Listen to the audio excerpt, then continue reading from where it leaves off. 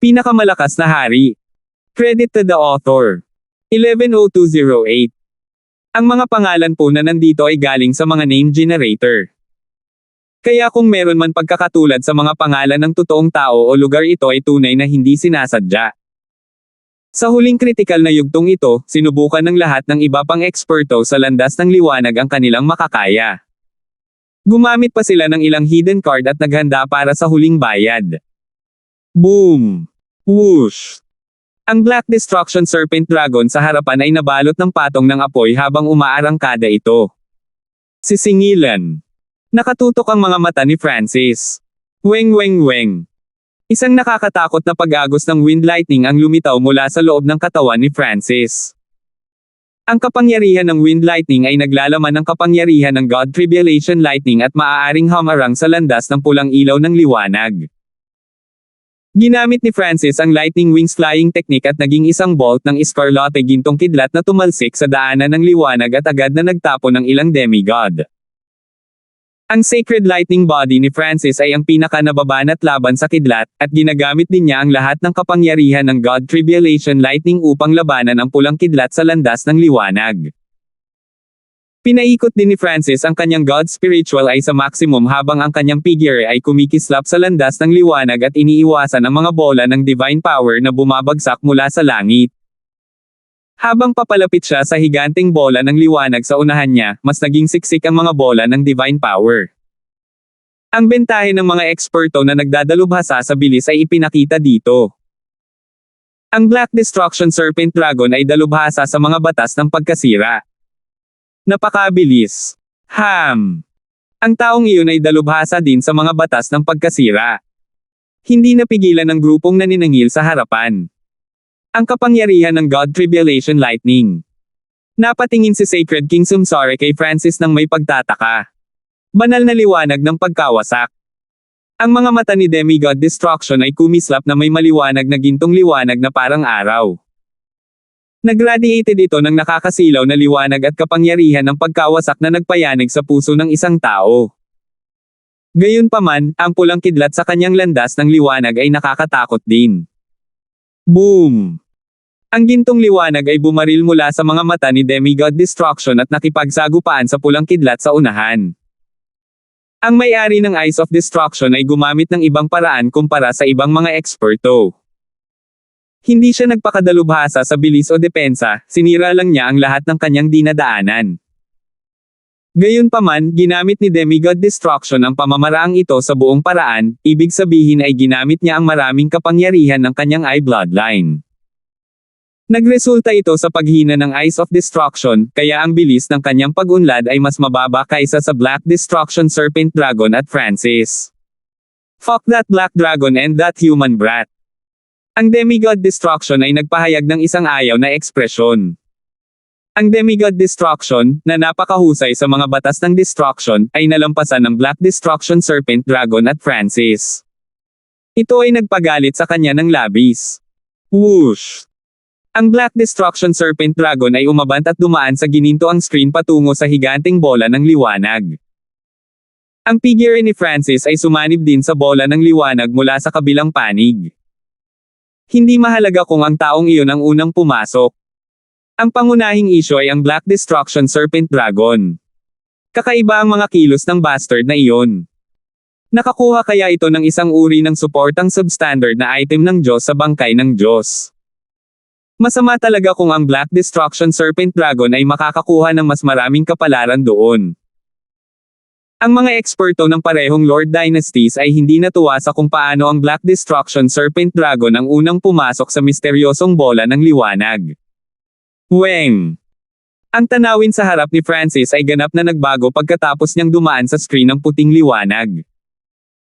Lumitaw sa paningin ang mga natatanging istruktura, silid, palasyo, pavilion, palasyo, at iba pa. Ang lahat ng mga gusali ay nagkalat ng magulo sa buong langit at lupa. Halimbawa, mayroong isang malaking palasyo sa itaas ng Francis na nakaharap pababa, at maraming natatanging istruktura ang nasa loob ng palasyo. Iyan ay 9-star fallen metal. Biglang tumingin ang mga mata ni Francis sa ilang hagdan sa isang kwarto. Ang 9-star fallen metal ay isang maalamat na kayamanan na maaaring gamitin sa paggawa ng mga armas na may grade heaven. Tila, ang Great Gunlord Dynasty ay mayroon lamang isang piraso na kasing laki ng isang braso. Gayunpaman, ang buong hagdanan na tinatitigan ni Francis ay gawa sa 9-star fallen metal. Ito ay magiging kasing laki ng maskuladong lalaki. Ganyan kamahal na material ang ginamit para sa ilang hagdan. Nanginig ang puso ni Francis habang sinisiyasat niya ang ibang mga lugar gamit ang kaliwang mata. Sa masusing inspection, nakita ni Francis na ang bawat brick at random na dekorasyon ay ginawa mula sa mahahalagang materyales na mas mahalaga pa kaysa sa 9-star fallen metal. Halimbawa, hindi man lang nakilala ni Francis ang mga pangunahing materyales na ginamit sa pagtatayo ng mga bahay at kastilyo, ngunit ang kakaibang aura at liwanag na nagmumula sa kanila ay nagpatunay na sila ay higit na mahalaga kaysa sa 9-star fallen metal. Kaya, ang liwanag mula sa ibabaw ng higanteng bola ng liwanag ay nagmumula sa mga gusaling ito. Bulalas ni Francis. Sa kanilang pagpunta dito, makikita lamang nila ang malabong mga balangkas ng kung ano ang nasa loob ng bola ng liwanag. Ang ningning ng liwanag ay nagmula sa mga gusaling ito. Miyaw-miyaw. Ang maliit na paws ang magnanakaw ay lumitaw sa mga balikat ni Francis, at ang mga itim na mata nito ay nagsimulang kumislap. Anumang palamuti dito ay isang walang katulad na kayamanan sa labas ng mundo. Si Francis ay nakatayo doon sa ganap na pagkabigla, ngunit hindi nagtagal ay sumuko siya sa kanyang iniisip at kinalma ang kanyang sarili. Matapos maalala ang sitwasyon sa Seiya Palace, alam ni Francis na, habang ang mga bagay na ito na nakita niya ay mukhang mahalaga, maaaring normal lang ang mga ito sa mata ng isang Diyos. Ang tunay na kayamanan ay tiyak na nakatago sa mas malalim na loob ng mga gusali. Aalis muna ako sa lugar na ito. Agad na sabi ni Francis sa kanyang sarili. Ang Black Destruction Serpent Dragon at siya ang unang pumasok, ngunit ang iba pang mga eksperto ay darating sa lalong madaling panahon. Halos lahat ng mga dipantaong eksperto ay nakatutok kay Francis sa puntong ito. Hanggat nakilala nila si Francis, siguradong aatake sila sa kanya. Whoosh! Lumipad si Francis sa hindi mabilang na kakaibang mga gusali. Upang harapin ang mga potensyal na paparating na panganib, ginamit ni Francis ang Misty Spatial World at nag-iwan ng maraming spatial marking. Napakaraming gusali, at ang bawat isa ay dapat maglaman ng medyo malaking kapalaran. Nagsisimula ng maging malabo ang mga mata ni Francis. Nagiging mahalaga ang oras, at kailangan ni Francis na pumili ng mga gusaling naglalaman ng pinakamagandang kayamanan at kapalaran. Gayunpaman, napakaraming gusali, kaya hindi makapagpasya si Francis kung alin ang pipiliin. Ding! Ding! Ang maliit na paws ang magnanakaw ay naghagis ng ilang lumang tansong barya sa hangin at itinuro sa isang tiyak na direksyon. Sa sandaling ito, ang mga mata ni Francis ay tumingin din sa isang tiyak na direksyon, at ito ay ang parehong direksyon na pinangunahan ng paghula ng maliit na magnanakaw na pusa. Ano iyon? May isang higanteng palasyo na gawa sa gininto ang puting material na napakalayo kay Francis. Ito ay sinaunang panahon, at ito ay may kahangahangang pakiramdam dito. Ang gininto ang puting palasyo ay malinaw na kristal at nagbigay ng maraming kulay na mga ilaw, kaya hindi makita kung ano ang nasa loob ng transparent na gusaling ito. Whoosh! Lumipad si Francis patungo sa gininto ang puting palasyong ito. Napakalakas ng aura ng banal na kapangyarihan. Isang malakas na surge ng divine power aura ang dumaan sa lugar bago masyadong lumapit si Francis at pinigilan siyang lumapit. Ang kapalaran sa palasyong ito ay tiyak na hindi simple. Nanginginig ang puso ni Francis habang sinusubukan niyang lapitan ang gininto ang puting palasyong ito. Mayroong hindi mabilang na mga gusali sa sukat na ito. Si Francis ay gumugol ng ilang oras sa paglilipat-lipat, ngunit walang ibang gusali ang nagliliwanag ng ganoon kalakas na aura. Ito rin ang pinakamalaking gusaling nakita ni Francis sa ngayon. Hindi niya alam kung saang mga materyales iyon ginawa, ngunit hindi makapaniwala si Francis na walang kapalaran dito kahit na kailangan niyang magtaya ng kanyang buhay dito. Weng! Inactivate ni Francis ang Sacred Lightning Body at umabant. Ang pasukan sa palasyo. Ginamit ni Francis ang kanyang Sacred Lightning Body ng buong lakas at lumapit sa pasukan sa gininto ang puting palasyo. Pagkatapos ng ilang oras at pagsisikap, nagawa ni Francis na maabot ito. Bam! Pinaikot ni Francis ang kanyang kapangyarihan at inatake ang gininto ang puting pinto. Hindi magbubukas ang pinto. Bumagsak ang puso ni Francis. Sinubukan niya ang ilang iba pang mga pamamaraan, ngunit hindi rin ito gumana. Whoosh! Isang kulay dugong kristal na perlas ang lumitaw sa kamay ni Francis. Nag-circulate siya ng ilang bloodline na divine power mula dito at pinagsanib ito sa kanyang palad habang tinutulak niya ito patungo sa golden white giant door. Gayunpaman, nanatiling hindi nababagabag ang pintuan ng palasyo. Walang anumang mga palatandaan ng reaksyon. Kahit divine power ay hindi gumagana. Medyo nadismaya si Francis. Bilang isa sa mga unang taong nakarating dito, nagkaroon siya ng kalamangan na hindi nakuha ng iba. Ang orihinal na akala ni Francis ay nakahanap na siya ng isang lugar na may malaking kapalaran, ngunit ang mga pinto ng palasyo ay mahigpit na nakasara, na nangangahulugang sinayang niya ang kanyang kalamangan dito. Ang kapalaran ay nakasalalay talaga sa swerte. Hindi nagtagal ay huminahon si Francis. Kahit na nakapasok siya, hindi iyon garantiya na makukuha niya talaga ang anumang kayamanan sa loob. Sa pagtingin lamang sa marilag na istruktura, madaling sabihin na ang mga pagsubok ay magiging mahirap. Ano kayang nasa loob nito? Naghanda si Francis na lisanin ang palasyong ito, ngunit gusto niyang makita kung ano ang nasa loob at kung ito ba ay isang uri ng kayamanan na lumalaban sa langit. Weng! Isang malabong gininto ang liwanag ang kumalat sa kaliwang mata ni Francis. Hu! Nakita ni Francis ang aura at liwanag. Ang kanyang paningin ay pumasok sa palasyo, ngunit hindi na ito nakapagpatuloy pagkatapos ng isang tiyak na distansya. Mukhang walang anumang mahalagang kayamanan dito. Labis na nagulat si Francis. Walang mga kakaibang item sa lahat. Mayroon lamang isang bola ng nakakatakot na banal na kapangyarihan sa itaas ng gitna ng palasyo. Weng! Inikat ni Francis ang misteryosong gininto ang bola sa dimensyon ng kanyang kaliwang mata ng buong lakas, at isang mas malalim na alon ng gintong liwanag ang kumalat sa kanyang mga mata. Ang mga mata ni Francis ay nagsimulang tumingin sa bola ng banal na kapangyarihan hanggang sa isang tiyak na punto, kung saan ang kanyang katawan ay nanginig at ang kanyang mga mag-aaral ay nagkontrata. Ang figure ay ng isang tao. Hindi makapaniwala si Francis. May malabong figure ng tao sa gitna ng divine power ball sa palasyong ito. Paano naging posible iyon? Ang taong ito kaya ang may-ari ng bangkay ng Diyos. Nagsimulang lumitaw ang malamig na pawis kay Francis habang nagsimula siyang mag-isip. Ang mga mata ng figure ng tao ay biglang bumukas nang malapit nang umalis si Francis. Francis! Isang malalim na boses ang narinig sa isipan ni Francis. Wuheng! Si Francis ay labis na nabigla at natulala. Siya ay lubos na pamilyar sa may-ari ng boses na ito, ngunit paanong ang figure ng tao sa gitna ng banal na kapangyarihan ay si Wuheng.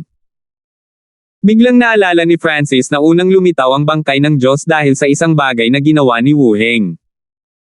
Mula noon, palaging iniisip ni Francis na si Wuheng ay napatay sa pamamagitan ng pagdagsa ng divine power mula sa ilalim ng lupa. Hindi niya inaasahan na narito si Wuheng.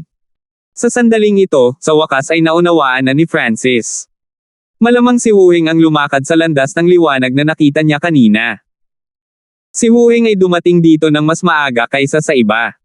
Francis, walang gaanong oras. Bawat gusali dito ay kapalaran. Pumili ng isa ayon sa iyong instinct. Ang boses ni Wuheng ay tumunog sa isip ni Francis. Isang figure ang lumitaw sa hindi kalayuan. Demigod Dark Dragon.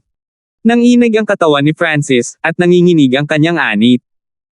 Demigod Dark Dragon ang pinakamalakas na demigod ng mga hindi tao, ang Grand Elder ng Dark Capital Cult, ang isa na napabalitang may numero 1 Imperial Dao bloodline ay lumitaw. Column. Walang oras si Francis para ipagpatuloy ang pakikipag-chat kay Wuheng. Kung siya ay nahuli ng Demigod Dark Dragon, hindi makakatakas si Francis kahit na mayroon siyang Misty Spatial World at ang God-slaying Arrow.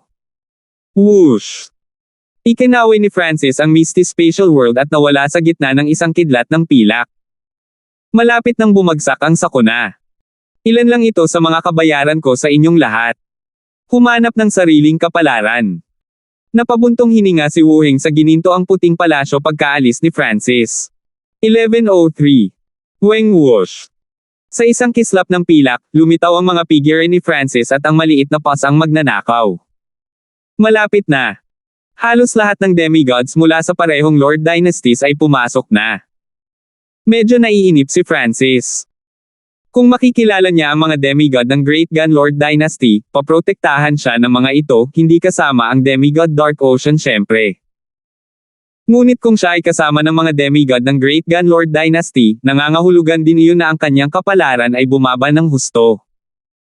Pagkatapos ng lahat, kung kailangan nilang protektahan si Francis, tiyak na hindi nila ibibigay ang tunay na mahalagang kayamanan kay Francis.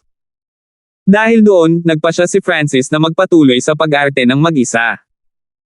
Marami na siyang naiwan na spatial marking, kaya hanggat nag-iingat siya, hindi ito dapat maging malaking problema. Pagkatapos ay nagsimulang mag-isip si Francis kung kailan niya nakilala si Wu Heng kanina. Nabigla pa rin siya at hindi makapaniwala na ang tao sa loob ng gintong puting palasyo ay si Wu Heng. Kasabay nito, nagsimulang isipin ni Francis ang sinabi ni Wu Heng sa kanya. Francis, walang gaanong oras. Bawat gusali dito ay kapalaran. Pumili ng isa ayon sa iyong instinct.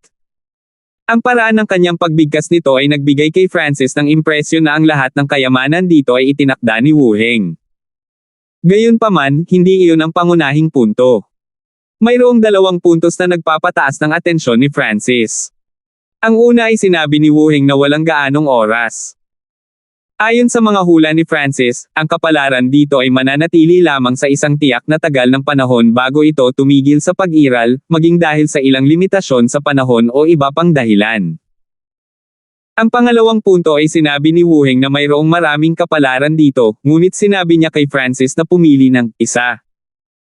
Bakit sinabi ni Wu Heng kay Francis na pumili lamang ng isang kapalaran dito kung napakarami? Isa lang ba ang kailangan niyang piliin? Maaaring may pisikal na limitasyon dito, at ang isang tao ay maaari lamang makapasok sa isang gusali at makakuha ng isang kapalaran. Nakarating si Francis sa konklusyong ito. Kung iyon ang kaso, maaaring maging masaya si Francis. Nilabanan niya ang tukso na pumasok sa anumang random na gusali pagkatapos makapasok.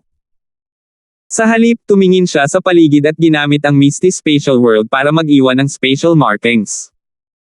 Marahil ay nagsisinungaling si Wu Heng, ngunit nagpa siya si Francis na makinig kung sakali. Naisip din ni Francis ang katotohanan na si Wu Heng ay nasa gininto ang puting palasyo. Nangangahulugan ba iyon na ang palasyo ay kayamanan ni Wu Heng? Binuksan ni Francis ang espiritual na mata ng Diyos at siniyasat ang kanyang paligid.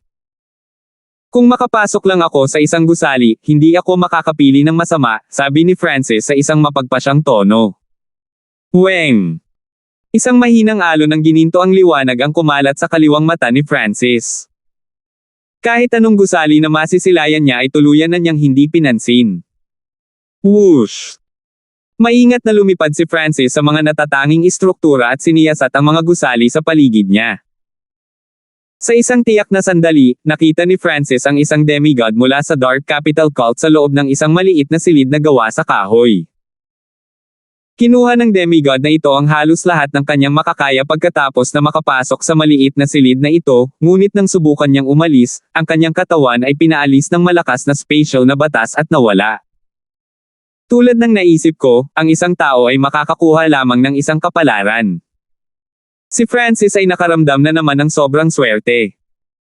Ayon sa nangyari sa landas ng liwanag, nahulaan ni Francis na ang demigod na ito ay dapat na puwersahang pinaalis sa ibang bahagi ng bangkay ng Diyos. Labis din siyang curious kung paano nalaman ni Wu Heng na mangyayari ito. Ding! Ding! Inihagis ng maliit na paws ang magnanakaw ang mga lumang barya sa mga paa nito at nagsimulang mag-divine. Meow meow! Ikinaway ng maliit na paws ang magnanakaw ang mga paa nito at itinuro sa isang tiyak na direksyon para kay Francis. Fine, maniniwala ako sayo. Nagtiwala si Francis sa mga kakayahan sa panghuhula ng maliit na magnanakaw na pusa. Ang maliit na paws ang magnanakaw ay nakaturo na sa direksyon ng gininto ang puting palasyo, kaya malinaw na alam nito kung paano mahahanap ang magagandang bagay. Whoosh! Dahan daw ang lumipad si Francis sa direksyon na itinuro ng maliit na paws ang magnanakaw. Nakita niya ang demigod Scarlet Blood mula sa Tai family sa daan, ngunit nanatiling hindi gumagalaw si Francis at nagpatuloy lamang sa paggalaw pagkatapos niyang umalis. Mukhang walang kakaibang mga gusali sa paligid, bulong ni Francis pagkatapos lumipad ng ilang sandali, ngunit bigla niyang pinigilan ang kanyang mga yapak. Yung clock tower. Dama po ang mga mata ni Francis sa isang malaking clock tower. Ang clock tower na ito ay berde, at kahit na hindi ito maikukumpara sa Maringal na gininto ang puting palasyo, namumukod tangi ito sa iba pang mga gusaling naroroon. Gayunpaman, ang pangunahing dahilan kung bakit ang clock tower na ito ay nakakuha ng atensyon ni Francis ay dahil ang kanyang paningin ay hindi nakakakita sa clock tower. Weng! Pinaikot ni Francis ang transparency ability ng kanyang kaliwang mata hanggang sa maximum ngunit nakakakita lang siya sa labas ng clock tower. Ang clock tower na ito ay tiyak na hindi simple. Ang istruktura nito ay tila nauugnay din sa Heaven's Legacy race. Sabi ni Francis sa tiyak na tono. Lumapit si Francis sa tore ng orasan at naghanda upang siyasatin ito mula sa mas malapit na distansya, ngunit isang figure ang lumabas mula sa kabilang bahagi ng tore ng orasan sa sandaling ito. Francis! Ang ekspresyon ng higanting ditao na figure ay naging sorpresa at pananibik. Sinisiyasat din ni Demigod Ferocity ang tore ng orasan na ito. Ang tore ng orasan na ito ay lubhang kakaiba at hinaranggan pa ang kanyang divine sense. Ito rin ang dahilan kung bakit hindi niya agad naramdaman na si Francis ay nasa kabilang bahagi ng clock tower.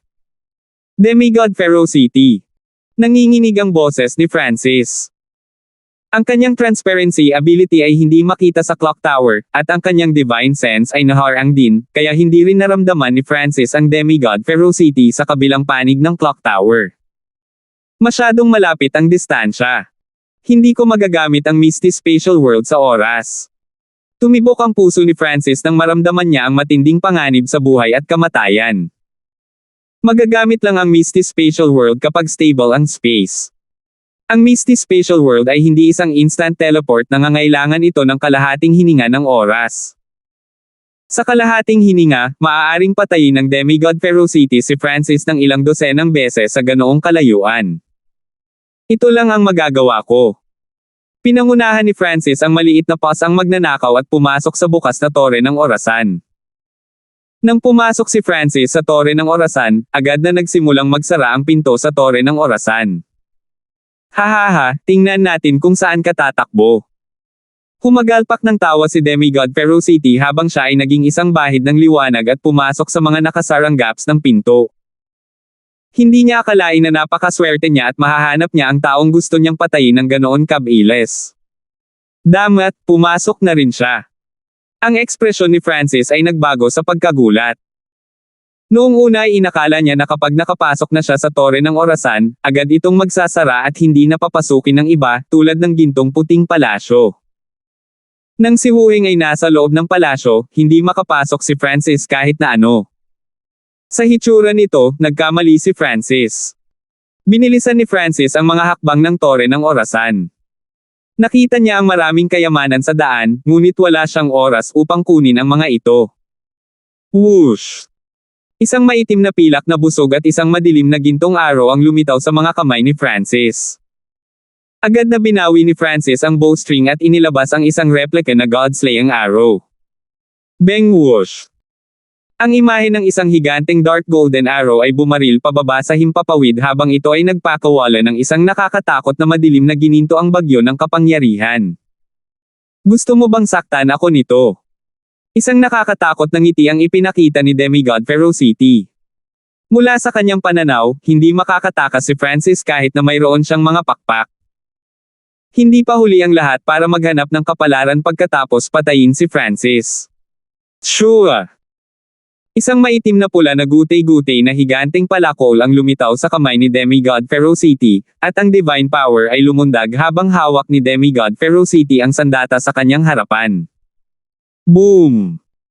Ang isang bagyo ng pagkawasak ay agad na sumabog, ngunit ang mga bagay sa loob ng tore ng orasan ay nanatiling hindi nasaktan. Mamatay ka na! Ang Demigod Ferocity ay umungal sa pagtawa at nilaslas gamit ang punit-punit na higanteng palakol, na nagpakawala ng isang alon ng madilim na pulang ilaw. Whoosh! Whoosh! Whoosh! Mabilis na nagtago si Francis sa likod ng isang puting poste. Boom! Ang pag-atake ni Demigod Ferocity ay naharang ng puting poste sa harap ni Francis. Wala man lang naiwan kahit isang gasgas. Munting pas ang magnanakaw.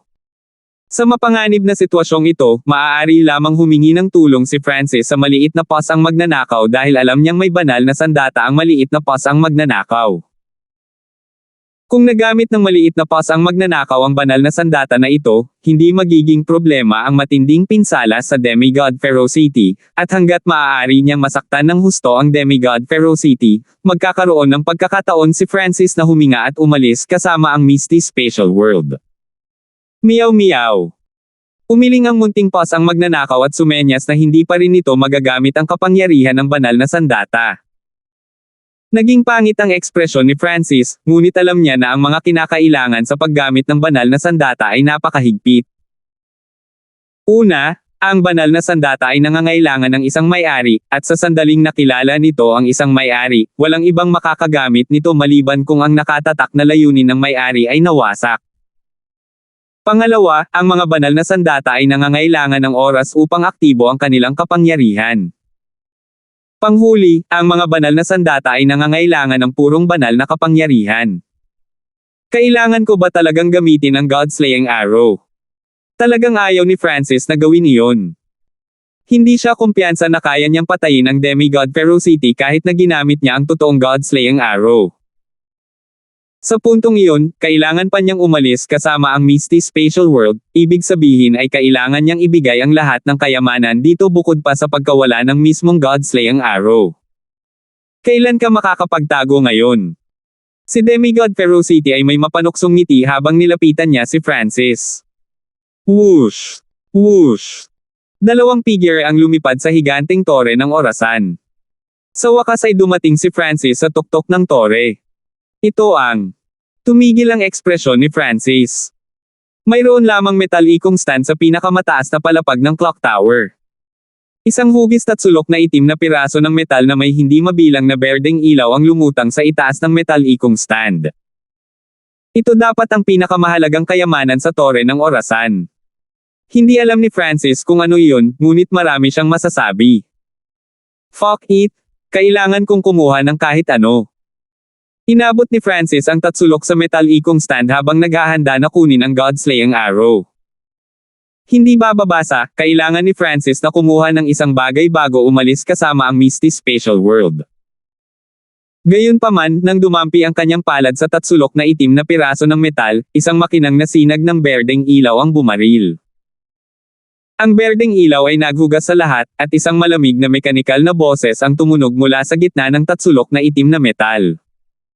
Nakakita ng dalawang buhay na nilalang sa malapit. Opening competition mode. Anong nangyayari? Ang Demigod Ferocity ay nagpahayag ng isang pagpapahayag ng takot nang maramdaman niya ang nakakatakot na banal na aura na ito. Hu! Ang berdeng ilaw ay nawala, at sina Francis at Demigod Ferocity ay lumitaw sa ibang dimensyon. Walang anuman sa langit, at ang lupa ay sementado ng metal. Maraming kakaibang metal na gusali sa di kalayuan.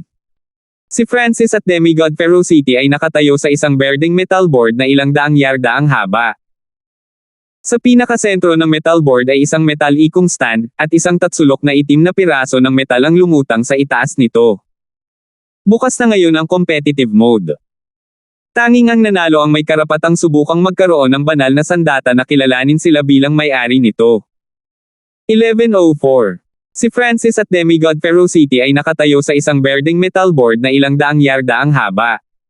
Sa pinakasentro ng metal board ay isang metalikong stand, at isang tatsulok na itim na piraso ng metal ang lumutang sa itaas nito.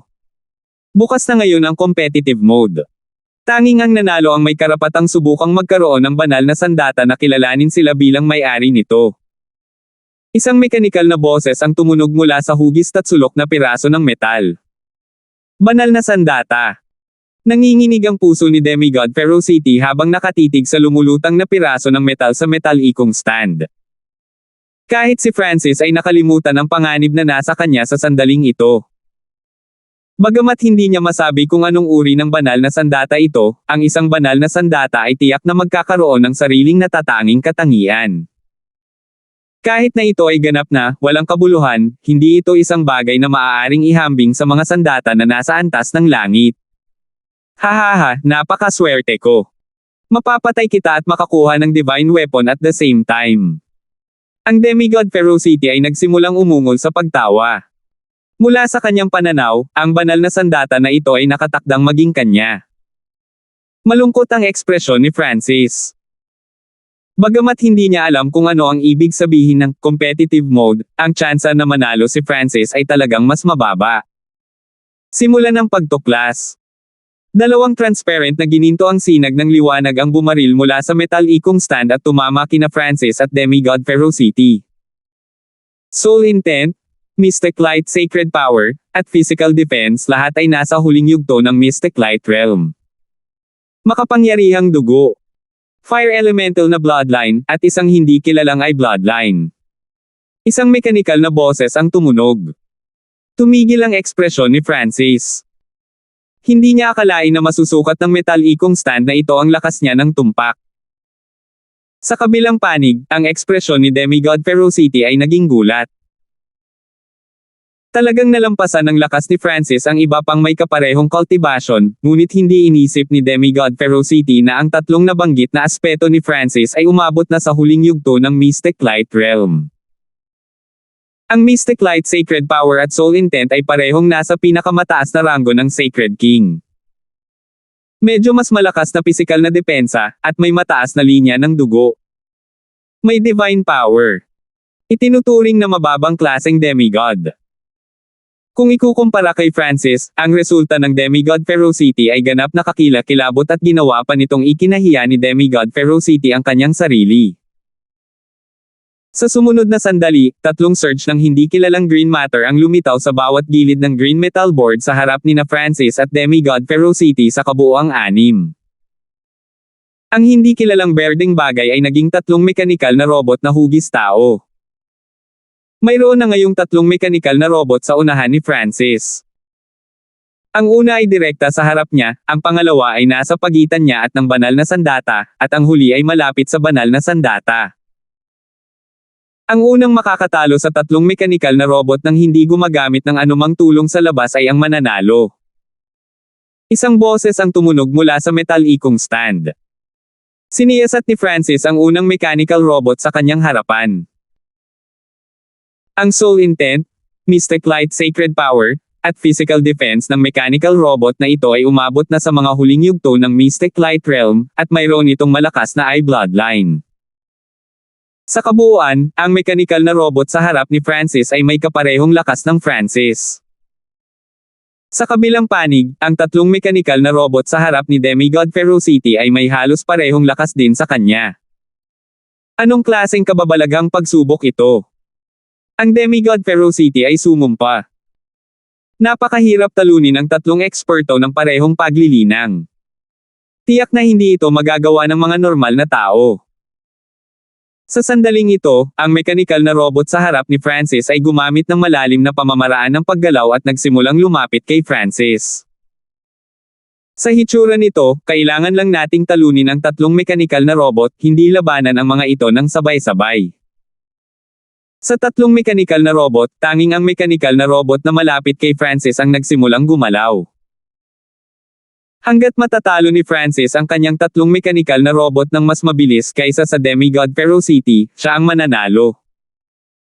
Sa sandaling ito, pinagsisihan ni Francis ang katotohanan na hindi na siya na-duplicate pa ng mga God-slaying arrow. Kung gumamit siya ng ilang replica na God-slaying arrows, madali niyang matatalo ang tatlong mechanical na robot na ito, ngunit ngayon, wala na siyang replica na natitira sa God-slaying arrows. Gayunpaman, kahit na maaaring mabilis niyang talunin ang tatlong mechanical na robot gamit ang God-slaying arrows, sinabi ng metal ikong stand, ang mananalo lamang ang may karapatang subukang kilalanin sila ng banal na sandata bilang may-ari nito. Malaking kawalan kung gagamitin ni Francis ang God-slaying arrows at hindi siya nakilala ng divine weapon bilang may-ari nito. Weng! Agad na pinaandar ni Francis ang kanyang sacred lightning body at inilabas ang kapangyarihan ng kanyang little world projection. Boom! May probong attitude si Francis sa unang palitan, kaya napaatras siya ng ilang hakbang ng mechanical robot. Ang lakas ng mekanikal na robot ay pareho sa akin kapag ako ay nasa tuktok ko. Pagtatapos ni Francis. Bilang karagdagan, ang mga batas ng dimensyong ito ay lubhang kakaiba. Hindi nagawang ipatawag ni Francis ang mga layunin ng langit at lupa dito. Ang labanan sa mekanikal na robot ay hindi talaga nagdulot ng malaking pinsala. Ito ay pinigilan sa pinakamababa. Kung papatayin ko muna si Francis, ako lang ang mananalo. Biglang may naisip si Demigod Ferocity at lumipad patungo kay Francis, ngunit nang malagpasan niya ang ulo ng pangalawang mechanical robot, biglang kumislap ang mga mata ng pangalawang mechanical robot at inatake nito si Demigod Ferocity. Anong nangyayari? Nagsimulang magpanik si Demigod Ferocity. Sa hitsura nito, kung susubukan niyang lumipad papunta sa gilid ni Francis, lahat ng tatlong mechanical na robot ay aatake sa kanya ng sabay-sabay. Agad na lumipad si Demigod Ferocity pabalik sa kanyang kinaroroonan, at ang pangalawang mechanical na robot ay bumalik sa kanyang pwesto nang mamatay ang liwanag sa mga mata nito. Kinailangan ni Demigod Ferocity na labanan ang unang mechanical na robot. Sa kabilang panig ay nakita ni Francis ang lahat ng ito. Sky-destroying Sacred Lightning Palm. Ginamit ni Francis ang kanyang Sacred Power of Wind Lightning at itinulak ang isang Scarlotte gintong palad ng kidlat. Gumamit din ng mechanical robot ng Heaven Tier skill at nagpaputok ng Scarlotte pulang apoy. Boom! Sa pagkakataong ito, ginamit ni Francis ang kanyang buong kapangyarihan at kapantay ng mechanical robot. Hindi matatalo ng mga normal na pamamaraan ang mechanical na robot. Naging malungkot ang mga mata ni Francis. Napagtanto din ni Demigod Ferocity ang problemang ito. Ang kakayahan ng mga mechanical na robot na ito ay kapareho ng sa kanila. Higit pa rito, sila ay mas matalino kaysa sa mga normal na tao. Ang mga kakayahan nila sa pagtatasa ng labanan ay mas tumpak. Ang kulang na lang sa kanila ay hidden cards at killing moves. Minamaliit mo ang eye bloodline ko. Isang mahinang ngiti ang ipinakita ni Francis. Bagamat ang mechanical robot na nasa harap niya ay mayroon ding soul intent at isang kakaibang eye bloodline, hindi naniniwala si Francis na ang mga mata ng mechanical robot na ito ay may kukumpara sa kanyang God's spiritual eye. Forbidden Illusion Lost World. Unang ginamit ni Francis ang kanyang pinakamalakas na diskarte sa ilusyon upang subukan ito. Whoosh! Ang kaliwang mata ni Francis ay naging walang katapusang purple and gold maze na lubhang kaakit-akit. Ang mechanical na robot sa tapat niya ay nagpalipat-lipat din ng kapangyarihan nito sa eye bloodline at gumamit ng illusion technique. Nagsagupa ng dalawang hindi nakikitang pinagmumula ng mental energy. Sa sumunod na sandali, natalo ng mental energy illusion technique ni Francis ang illusion technique ng mechanical robot. Tagumpay! Ang ekspresyon ni Francis ay naging kagalakan. Ang kapangyarihan ng eye bloodline ng mechanical robot ay maaaring may rank sa pinakamataas na 20 Imperial Dao bloodlines, ngunit imposibleng may kumpara ito sa God's spiritual eye ni Francis. Matapos maapektuhan ng illusion technique ni Francis, ang mechanical na robot ay nagsimulang humina. Sinisira ng langit ang sagradong lightning palm. Muling ginamit ni Francis ang makapangyarihang palm technique, at dama po ito sa mechanical robot. Gayunpaman, ang pisikal na depensa ng mechanical na robot na ito ay katumbas ng kay Francis, kaya ang palad ni Francis ay hindi gumawa ng anumang kritikal na pinsala dito. Sa katunayan, ginaising ng palad ang mechanical na robot mula sa ilusyon ni Francis. Illusion Soul Blast. Gumamit si Francis ng small range illusion technique habang umaarangkade siya at itinulak ang ilang mga Scarlotte gintong palad. Boom! Pang! Ang unang mechanical robot ay natalo ni Francis. Ang mga mata ng pangalawang mechanical na robot sa di kalayuan ay nagsimulang kumikinang habang nagsimula itong magningning ng isang malakas na puwersa. Halika! Si Francis ay hindi nagpakita ng mga palatandaan ng kahinaan habang siya ay umaandar patungo sa pangalawang mechanical na robot. Ginamit niya ang parehong paraan, isang simpleng pamamaraan ng ilusyon sa simula pa lang.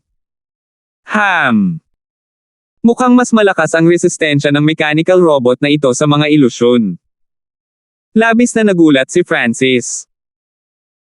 Hindi kaya dahil ang unang mechanical na robot ay natalo sa mga ilusyon, ang mechanical na robot sa pagkakataong ito ay may mas malakas na pagtutol. Hulaan ni Francis sa kanyang puso. Sa kabilang panig, nagsimulang mawala ng pasensya si Demigod Ferocity matapos makitang natalo ni Francis ang unang mechanical robot ng napakabilis. Fuck it!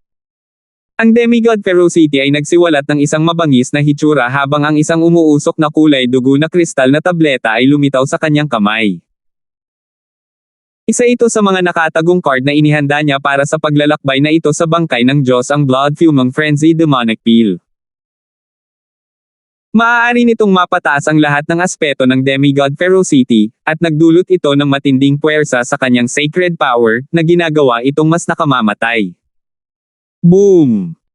Ang aura ni Demigod Ferocity ay ganap na nagbago pagkatapos kumain ng tabletang ito. Isang maitim na pulang aura na nagpasindek sa puso ng isang tao na kumalat sa kanyang katawan. Kapag ang isa ay tumingin sa malayo, siya ay tila isang demonic na Diyos mula sa impyerno. Patayin! Nagsimulang maglaslas si Demigod Ferocity gamit ang kanyang sandata habang ginagamit niya ang Skyfire Slash pagkatapos kumain ng Blood Fuming Frenzy Demonic Peel. Boom! Weng! Ang higanting madilim na pulang alo ng liwanag ay dumaloy sa lahat at durog patungo sa mechanical na robot. Nagawa itong harangin ng mechanical robot sa harap ni Demigod Ferocity bago tuluyang natalo. Ngayon, pangalawa. Ang ekspresyon ni Demigod Ferocity ay napuno ng pagkabaliw at sakit habang sinisingil niya ang pangalawang mechanical na robot. Bagamat napakalakas ngayon ang battle power ni Demigod Ferocity at malinaw pa rin ang karamihan sa kanyang kamalayan, alam niyang hindi magtatagal ang estadong ito, kaya kailangan niyang tapusin ang laban sa lalong madaling panahon. Alam ni Francis na hindi na niya kayang itago pa ang mga bagay pagkatapos makita ang Demigod Ferocity na nagsisikap ng husto. Mental Energy Spike. Wind Lightning Eye Flame. Sa pagkakataong ito, ginamit ni Francis ang kanyang pinakamalakas na nakakasakit na diskarte sa Eye Bloodline laban sa mechanical na robot sa kanyang harapan. Gumamit din ang mechanical na robot na ito ng mga nakakasakit na diskarte na nakabatay sa kaluluwa laban kay Francis, ngunit dahil si Francis ay mayroong God's Spiritual Eye, napakalakas ng kanyang panlaban sa mga pag-atake ng kaluluwa. Kaya, hindi siya naapektuhan. Alab ng kidlat ng Tribulation Eye. Ipinakalat ni Francis ang ilan sa kanyang mga simbolo ng God Tribulation Lightning habang ginagamit niya ang kanyang teknik. Isang bola ng nasusunog na simbolo ng God Tribulation Lightning ang sumabog sa mukha ng mechanical robot na may mapangwasak na aura. Bam! Sinuntok ni Francis at pinalipad ang mechanical robot. Kasabay nito, pinatay din ni Demigod Ferocity ang kanyang pangalawang mechanical robot, at sabay-sabay silang nanangil sa ikatlong mechanical robot. Boom! Bam! Napagtanto ni Francis na ang makinang robot na ito ay may isang tiyak na halaga ng katatagan laban sa kanyang mga ilusyon at sa kanyang nakakasakit na mga diskarte sa Eye Bloodline. Ang lakas ng mechanical na robot na ito ay malamang nakatumbas ng Sacred King Greenlight. Sinuri ni Francis. Ang Sacred King Greenlight ay itinuturing na isang middle tier na Sacred King. Mas malakas siya kaysa sa normal na Sacred Kings ngunit hindi kasing lakas ng Sacred King Feather Spirit o Sacred King Dark Screen. Sa sandaling ito, si Francis ay ilang dosenang yarda lamang ang layo mula sa larangan ng digmaan ng Demigod Ferocity. Kung hindi dahil sa dimensyong ito na pumipigil sa lahat ng kapangyarihan, malamang na hindi mapipigilan ni Francis ang mga shockwaves mula sa labanan ni Demigod Ferocity. Ang Blood Fuming Frenzy Demonic Peel ay hindi magtatagal, ngunit ang lakas ng mechanical na robot ay nagiging mas malakas. Alam na alam ni Demigod Ferocity ang sitwasyon. Kung ganoon, papatayin muna kita. Ang Demigod Ferocity ay nagpahayag ng isang nakamamatay na ekspresyon. Natalo na niya ang dalawa sa mga mechanical na robot, kaya hindi na niya kailangang matakot sa pag-atake ng mga ito sa kanya ng sabay-sabay. Mula sa pananaw ni Demigod Ferocity, ang pagpatay kay Francis ay hindi magiging napakahirap. Sa pag-iisip hanggang doon, kinuha ni Demigod Ferocity ang mga pag-atake mula sa ikatlong mekanikal na robot at nilapitan si Francis gamit ang kanyang sandata, malapit nang magpakawala ng sunod-sunod na pag-atake laban kay Francis. 1105 ang banal na armas na kinikilala ang may-ari nito. Binuksan ni Francis ang spiritual eye ng Diyos habang nilalabanan niya ang ikatlong mekanikal na robot, kaya nagamit niya ang lightning wings flying technique para epektibong makaiwas sa sorpresang pag-atake ni Demigod Ferocity. Nagsimulang matanto ni Francis na hindi maganda ang sitwasyon. Kailangan na lang ngayon ng Demigod Ferocity na mag-stall ng isang mechanical robot habang inaatake si Francis sa halip na tatlo para mapilitan niya si Francis sa malagim na sitwasyon o patayin siya. Matapos mapalampas ang kanyang pag-atake, si Demigod Ferocity ay kumuha ng panibagong suntok mula sa mekanikal na robot habang naghahanda siyang magpakawala ng isa pang pag-atake laban kay Francis. Alab ng Wind Lightning Eye. Ipinalibot ni Francis ang kanyang Eye Intent at God Tribulation Lightning na mga simbolo habang ang purple and gold na apoy ay nagsimulang mabuo sa kanyang kaliwang mata. Lumitaw din sa loob nito ang tipak ng gininto ang puting kidlat. Boom! Whoosh! Isang bola ng transparent na purple and gold na apoy na naglalaman ng destructive aura of God Tribulation Lightning ang sumabog sa mukha ni Demigod Ferocity. Arg! Sumigaw si Demigod Ferocity. Hindi niya inaasahan na talagang lalaban si Francis habang nakikipaglaban pa siya sa ikatlong robot, kaya nahuli siya. Ang soul intent ni Francis ay mas malakas kaysa sa normal na late stage na Sacred Lord sa puntong ito, kaya kahit na ang kanyang Wind Lightning Eye Flame ay hindi nakagawa ng malaking pinsala sa Demigod Ferocity, maaari pa rin itong makaapekto sa kanya. Naputol ang pag-atake ni Demigod Ferocity, at huminto siya sandali. Sa kabilang panig, ang mechanical robot ay nagpakawala ng mabangis na pag-atake laban kay Demigod Ferocity at nasugatan siya, ngunit hindi nagtagal ay nakabawi si Demigod Ferocity at pinatatag ang sitwasyon habang naghahanda siyang atakehin muli si Francis. Demigod Ferocity, huwag mo akong pilitin. Nagpakita si Francis ng nakamamatay na ekspresyon habang nagbabala siya. Hehe, mangmang na langgam. Tumawa si Demigod Ferocity sa panghahamak. Kung talagang may paraan si Francis na maaaring gawin sa kanya, bakit hindi ito ginamit ni Francis nang mas maaga noong hinahabol niya ang grupo ni Francis? Sa oras na iyon, naroroon si Kane, Sacred King Darkscreen, at ilang iba pang Sacred Lords para tulungan si Francis at hinabol pa rin sila ng Demigod Ferocity. Ngayong nag-iisa si Francis, ano ang magagawa niya? Gayunpaman, sa susunod na sandali, si Demigod Ferocity ay ganap na nataranta. Isang eskarlate gintong arrow ang biglang lumitaw sa kamay ni Francis. Sa sandaling lumitaw ang eskarlate gintong palaso, isang malakas na tumutusok mula rito na naging sanhi ng panginginig ng mga metal na materyales na naruroon. Ang mekanikal na robot sa harap ni Francis ay nakakaramdam din ng panganib sa buhay at kamatayan at hindi nang ahas na salakayin si Francis. Isang mahinang kislap ng liwanag ang bumungad sa berdeng tatsulok na mga linya ng metal ikong stand bago kumupas. Paso na namamatay sa Diyos. Kapansin-pansing nagbago ang ekspresyon ng mukha ni Demigod Ferocity habang tumutulo ang malamig na pawis mula sa kanyang noo. Sa ilalim ng mga normal na sitwasyon, magiging kumpiyansa siya na harangin ang God-slaying arrow ni Francis, ngunit sa sandaling ito, nakaharap siya sa isang demigod level na mechanical robot. Kung siya ay malubhang nasugatan ng God-slaying arrow, siya ay mamamatay sa mga kamay ng demigod-level mechanical robot. Habang nagsisimula ng magpanik si Demigod Ferocity, isang malaking surge ng Eye Intent ang nagsimulang umikot mula sa kaliwang mata ni Francis. Weng weng weng. Isang bola ng God Tribulation Lightning na simbolo ang kumikislap na may mga tipak ng kaluluwang apoy nang magsimula itong mabuo sa kaliwang mata ni Francis at sa wakas ay naging isang purple na bola ng malakristal na God Tribulation Lightning Soul Flames. Whoosh! Isang bola ng nasusunog na simbolo ng God Tribulation Lightning ang dumapo sa kaluluwa ni Demigod Ferocity. Shua! Napasigaw si Demigod Ferocity sa sakit. Ang walang limitasyong mga bolts ng mapangwasak na kidlat ay tila tumago sa kanyang kaluluwa, at ang sakit na nakakatunaw ng buto ay kumalat sa kaibuturan ng kanyang kaluluwa. Tinatakot lang kita. Malamig na ngumisi si Francis habang inilalayo niya ang God-slaying arrow. Bagamat matagumpay ang kanyang pag-atake ng God Tribulation Lightning Eye Flames, ang demigod Ferocity ay, sa huli, ay isang demigod. Kahit gaano man kaina ang soul intent niya sa kanyang cultivation, hindi ito magiging masyadong mahina, kaya hindi masyadong napinsala ng Tribulation Lightning Eye Flame ang demigod Ferocity. Gayunpaman, sa sandaling ito ay nagsisimula ng mawala ang epekto ng Blood Fuming Frenzy Demonic Pill ng demigod Ferocity. Tinamaan siya ng God Tribulation Lightning Eye Flame, at ngayon kailangan niyang harapin ang mga pag-atake mula sa demigod mechanical robot. Sapat na iyon para gumawa ng maraming pinsala sa kanya, ngunit bilang isang demigod, hindi siya matatalo dahil sa isang eye bloodline technique mula kay Francis. Hanggat siya ay nakabawi, magagawa niyang ibalik ang tubig.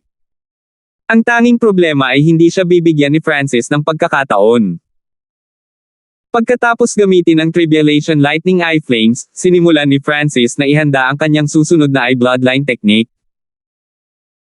Nagsimulang kumislap ang mga mahiwagang ilaw sa kanyang kaliwang mata, at nagsimulang umihip ang kanyang gintong buhok kahit walang hangin. Ang misteryosong gininto ang bola sa dimensyon ng kanyang kaliwang mata ay nagsimulang umikot habang ang isang malalim na alon ng gininto ang liwanag na tila naglalaman ng pinagmulan ng lahat ng bagay sa mundo ay lumundag sa kaliwang mata ni Francis. Diyos! Mata! Pagkawatak-watek! Ang kaliwang mata ni Francis ay kumislap ng kakaibang purple and gold na liwanag na agad na bumaril sa katawan ni demigod Ferocity ng milyon-milyong beses at sinuri ang istruktura ng kanyang katawan.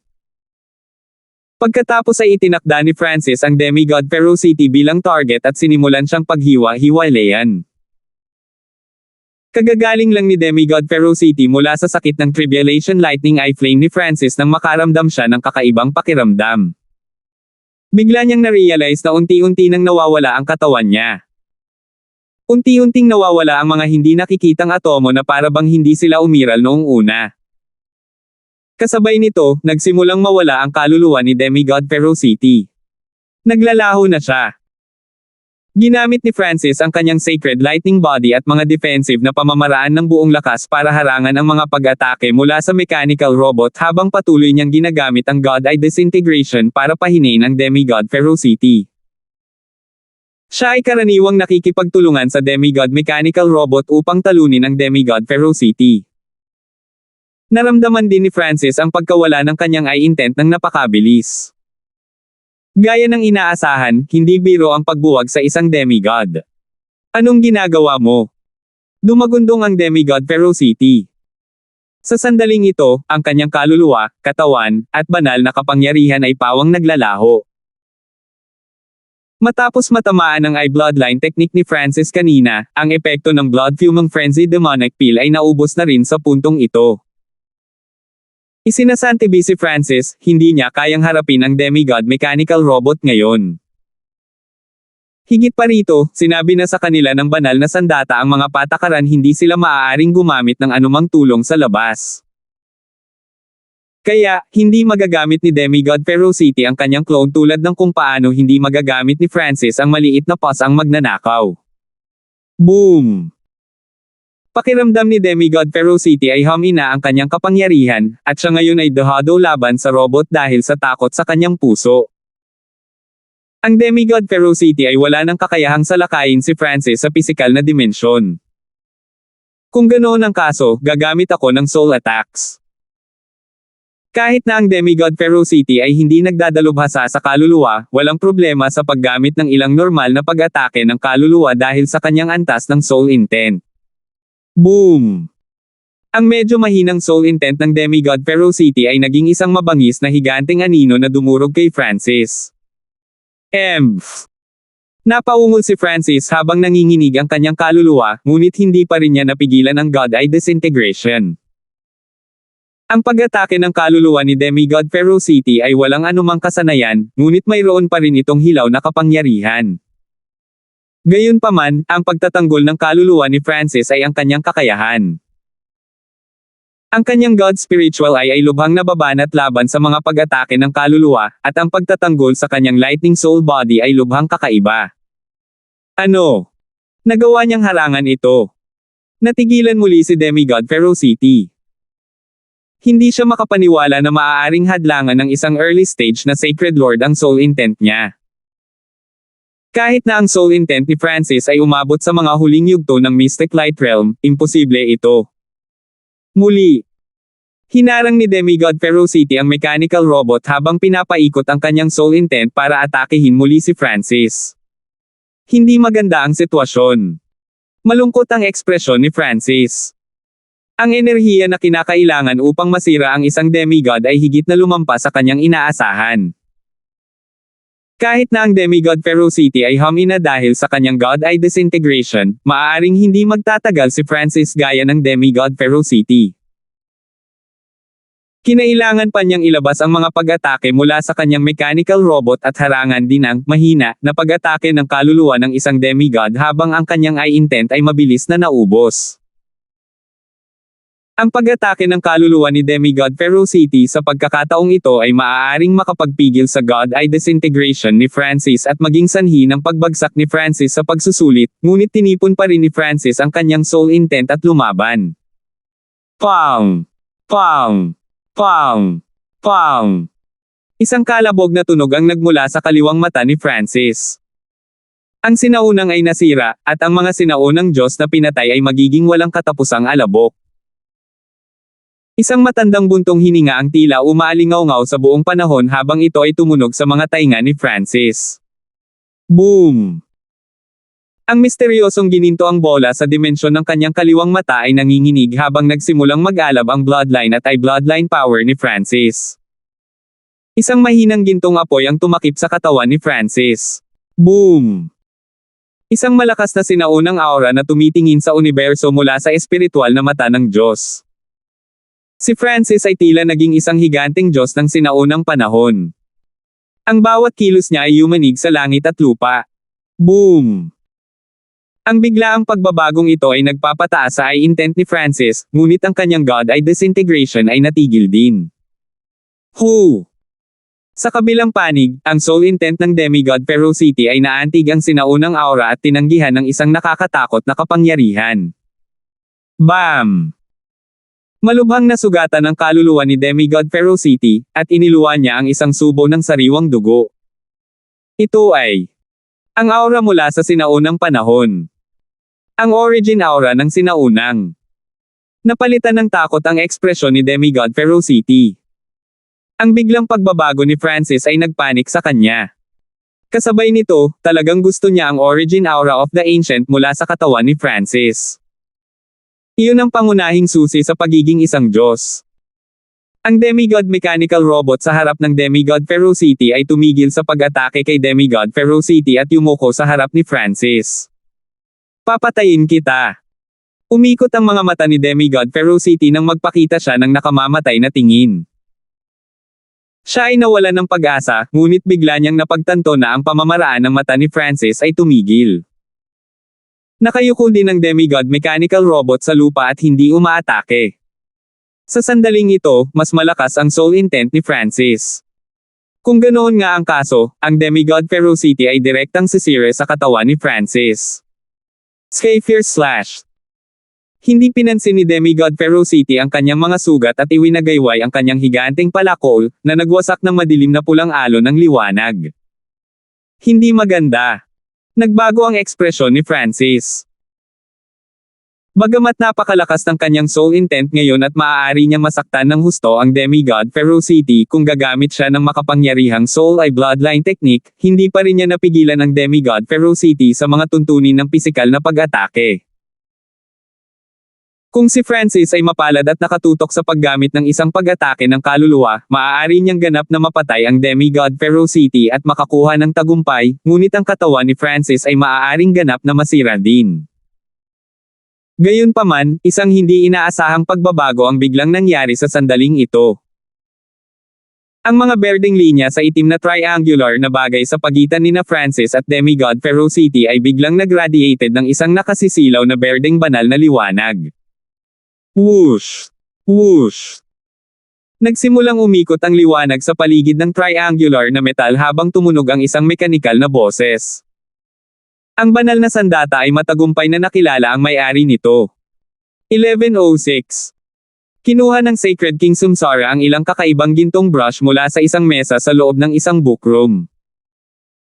Ang mga brush na ito ay umabot na sa itaas na antas ng heaven grade. Maaari nilang dagdagan ang kapangyarihan ng layunin ng isang tao at bumuo ng isang hanay ng pagpatay kapag ginamit ng magkasama. Sinuri ng Sacred King Samsara ang mga brush gamit ang kanyang mga mata, pagkatapos ay ibinaling ang kanyang tingin sa iba pang mga item sa mesa. Sa sandaling ito, nagsimulang manginig ang mga mata ni Sacred King Samsara. Ang kanyang normal na mga mata ay biglang nagdilim, at ang mga itim na singsing ay nagsimulang lumitaw. Lalong nagising ang aura ng mata ng Diyos. Nagpahayag ng bahagyang pagkagulat ang sagradong Haring Samsara. Hahayaan ko itong lumaki pa ng kaunti. Saka lang ito magiging sulit na gawing Samsara immortal body. Nagsimulang ngumiti si Sacred King Samsara. Sa loob ng isang sinaunang templo, isang lalaking nababalutan ng itim na kaliskis ang nakaupo sa nagninangas na itim na altar. Lalong lumakas ang aura ng mata ng Diyos. Ang boses ni Betty ay tumunog mula sa loob ng katawan ng Black Destruction Serpent Dragon. Ang pagpatay sa kanya ay magiging kasing dali ng pag-flip ng aking palad pagkatapos kong mabawi ang aking lakas. Malamig na ngumisi ang Black Destruction Serpent Dragon. Hindi rin mahirap na patayin siya gamit ang iyong kasalukuyang lakas. Nagpatuloy si Betty.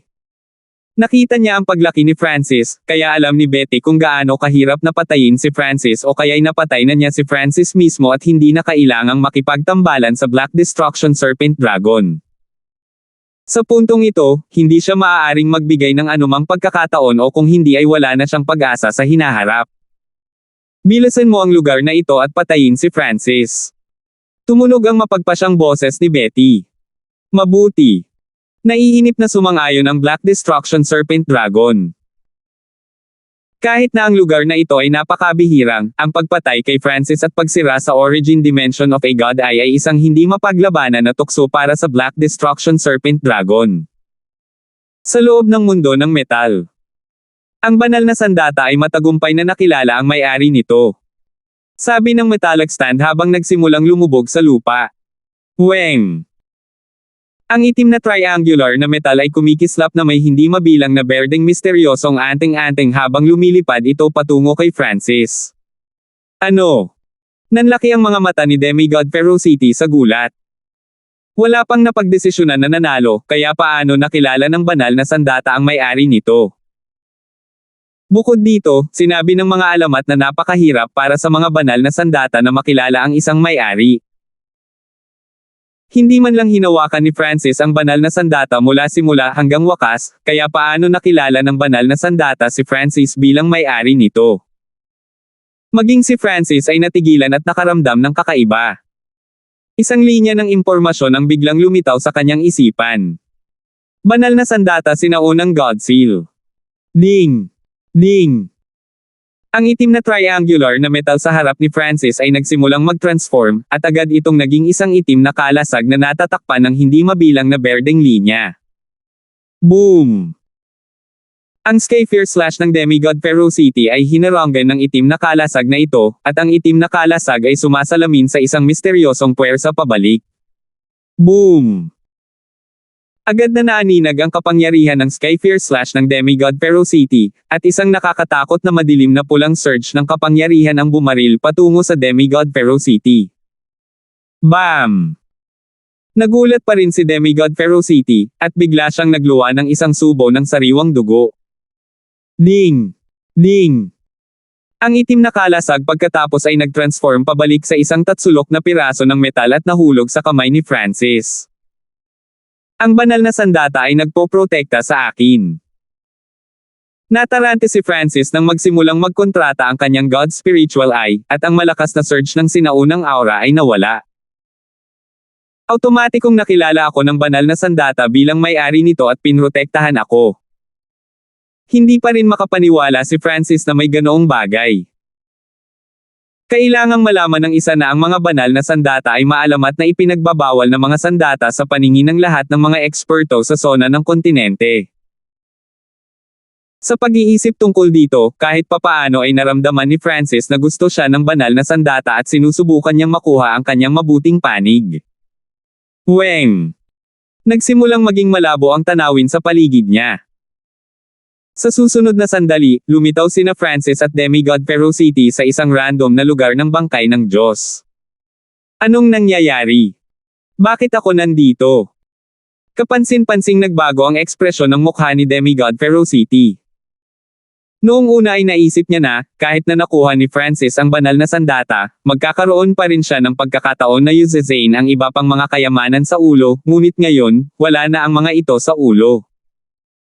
Gaya ng naisip ko, pagkatapos ng kapalaran, ibabalik tayo sa katawan ng bangkay ng Diyos.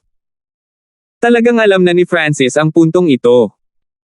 Ang kanyang mga mata pagkatapos ay nakalock sa Demigod Ferocity habang siya ay naglalabas ng malamig na hangarin sa pagpatay. Hindi maganda. Nanginginig ang katawan ni Demigod Ferocity nang maramdaman niya ang malamig na layuning pagpatay na ito. Sa orihinal, madali niyang mapapatay si Francis kahit na siya ay malubhang nasugatan, ngunit si Francis ay nakakuha na ngayon ng isang misteryosong banal na sandata, at mayroon din siyang God-slaying arrow. Ang Demigod Ferocity ay walang gana na lumaban matapos maalala ang dalawang puntong ito. Tumakbo. Nagsimulang tumakbo si Demigod Ferocity. Alab ng Wind Lightning Eye. Gumamit si Francis ng Soul Eye Bloodline technique nang malapit nang tumakas si Demigod Ferocity. Whoosh! Isang bola ng ginto at purple na kidlat apoy ang sumabog sa mukha ni Demigod Ferocity at nagsimulang kumalat. Arg! Napasigaw si Demigod Ferocity. Kung siya ay nasa tuktok niya, ang discarding ito ng Soul Eye Bloodline ay magiging walang silbi, ngunit ang kaluluwa ni Demigod Ferocity ay nasasaktan pa rin mula sa nakakatakot na aura ng God Eye ni Francis kanina. Dagdag pa sa Tribulation Lightning Eye Flame at God Eye Disintegration, ang kaluluwa ni Demigod Ferocity ay maaaring ituring na napakahina ngayon. Banal na sandata. Sinubukan ni Francis na makipag-usap gamit ang banal na sandata sa kanyang kamay, ngunit nalaman niya na ang mga berdeng linya ay napakadilim, at wala itong anumang reaksyon. Nakalimutan ko na kailangan ng isang tao ang divine power para gumamit ng divine weapon. Tinampal ni Francis ang kanyang noo. Wala siyang anumang divine power sa kanyang sarili, at ang divine power mula sa labas ng mundo ay hindi maaaring mag-activate ng isang banal na sandata dahil ito ay nakatatak sa may-ari. Ngunit hindi ko maaaring hayaang makatakas si Demigod Ferocity. Naging mataimtim ang ekspresyon ni Francis nang lumitaw ang mas maraming hangarin sa pagpatay. Una, hinabol ni Demigod Ferocity si Francis at ang kanyang mga kaibigan kanina, na pinipilit silang mapunta sa isang desperado na sitwasyon. Muntik na rin niyang mapatay si Angelica. Pangalawa, hindi niya mapapayagan si Demigod Ferocity na magpakalat ng balita tungkol sa pagkakaroon niya ng divine weapon. Hindi sapat ang lakas ni Francis para protektahan ang isang banal na sandata, kaya tiyak na kailangang mamatay si Demigod Ferocity. Skylocking Bow. Isang maitim na silver bow ang lumitaw sa kamay ni Francis, at gamit ang isang beng. Nagpaputok siya ng ginto at lilang araw ng liwanag. Sa susunod na sandali, itong pinalakas ng soul na ginto at purple na araw ng liwanag ay tumago sa dibdib ni Demigod Ferocity. Naubos na ni Francis ang lahat ng kapangyarihan ng kanyang God Tribulation Lightning, kaya maaari lamang siyang umasa sa kanyang soul power para salakayin ang mahinang kaluluwa ni Demigod Ferocity. Tumakbo. Ang Demigod Ferocity ay nagpalipat-lipat ng kanyang kapangyarihan at agad na nagsimulang lumipad. Saan ka sa tingin mo tatakbo? Agad na ginamit ni Francis ang Lightning Wings Flying Technique at hinabol siya. Patuloy na hinabol siya ni Francis at ginamit ang Skylocking Bow para maglabas ng mga araw ng liwanag. Ang mga araw na ito ay naglalaman ng kanyang pangunawa sa mga ilusyon din, na nagpapabagal sa Demigod Ferocity. Sa isang tiyak na bahagi ng bangkay ng Diyos. Weng! Isang layer ng gininto ang puting liwanag ang biglang kumalat, at isang figure ng tao ang tumalon. Nabigo ako. Napabuntong hininga ang Sacred Lord Demonic Abyss. Hindi man lang siya nakadaan sa landas ng liwanag at pinalabas siya sa huling kritikal na sandali. Hu! Sa sandaling ito, isang mapang wasak na presyon ang lumitaw sa malapit. Demigod Ferocity. Natigilan si Sacred Lord Demonic Abyss at agad na itinago ang kanyang aura, umaasang hindi siya mahanap ng hindi taong demigod. Isang bolt ng Escarlate na kidlat ang bumaril mula sa likod at hinabol si Demigod Ferocity. Saan ka sa tingin mo tatakbo? Umungol si Francis habang hinihila niya pabalik ang Skylocking Bow. Whoosh! Isa pang araw ng liwanag ang tumama sa kaluluwa ni Demigod Ferocity. Paano? Paano ito posible? Ang Sacred Lord Demonic Abyss ay nakatayong hindi gumagalaw sa ganap na pagkabigla. Hinahabol ni Francis ang Demigod Ferocity. Higit pa rito, ang Demigod Ferocity ay lubhang nasugatan ngayon at hindi man lang ng ahas na lumaban. Ang tanging ginagawa niya ay tumakas. Maraming tao at hindi tao na Sacred Lords ang naramdaman ng Sacred Lord Demonic Abyss nang maramdaman nila ang nakakagulat na aura at nakita ang nangyayari. Gayunpaman, ang mga normal na hindi tao na Sacred Lords ay tumakbo sa abot ng kanilang makakaya nang makita nila ang isang gininto ang buhok na kabataan na humahabol kay Demigod Ferocity. Francis, huwag mo akong pilitin. Ang Demigod Ferocity ay umungal sa galit. Nakaramdam siya ng labis na kahihiyan. Siya ay isang demigod, ngunit siya ngayon ay hinahabol ng isang taong sagradong Panginoon. Malungkot ang tingin ni Francis, ngunit wala siyang sinabi. Sa normal na mga pangyayari, hindi hahabulin ni Francis ang isang demigod kahit na sila ay nasugatan ng husto. Gayunpaman, hindi mabitawan ni Francis ang Demigod Ferocity. Nakalimutan man niya ang tungkol sa paghihiganti, hindi niya maaaring hayaang ipalaganap ni Demigod Ferocity ang sekreto ng pagkakaroon niya ng divine weapon. Hindi maganda, isang hindi tao na sagradong hari. Nakita ng kaliwang mata ni Francis ang isang hindi tao na Sacred King sa di kalayuan. Kung ang Demigod Ferocity ay nakipagtulungan sa hindi tao na Sacred King na ito, tiyak na makakalaban nila at makakatakas mula kay Francis. Kung ganoon ang kaso, kailangan kitang gamitin. Naging pangit ang ekspresyon ni Francis nang lumitaw ang isang Escarlate gintong arrow sa kanyang kamay.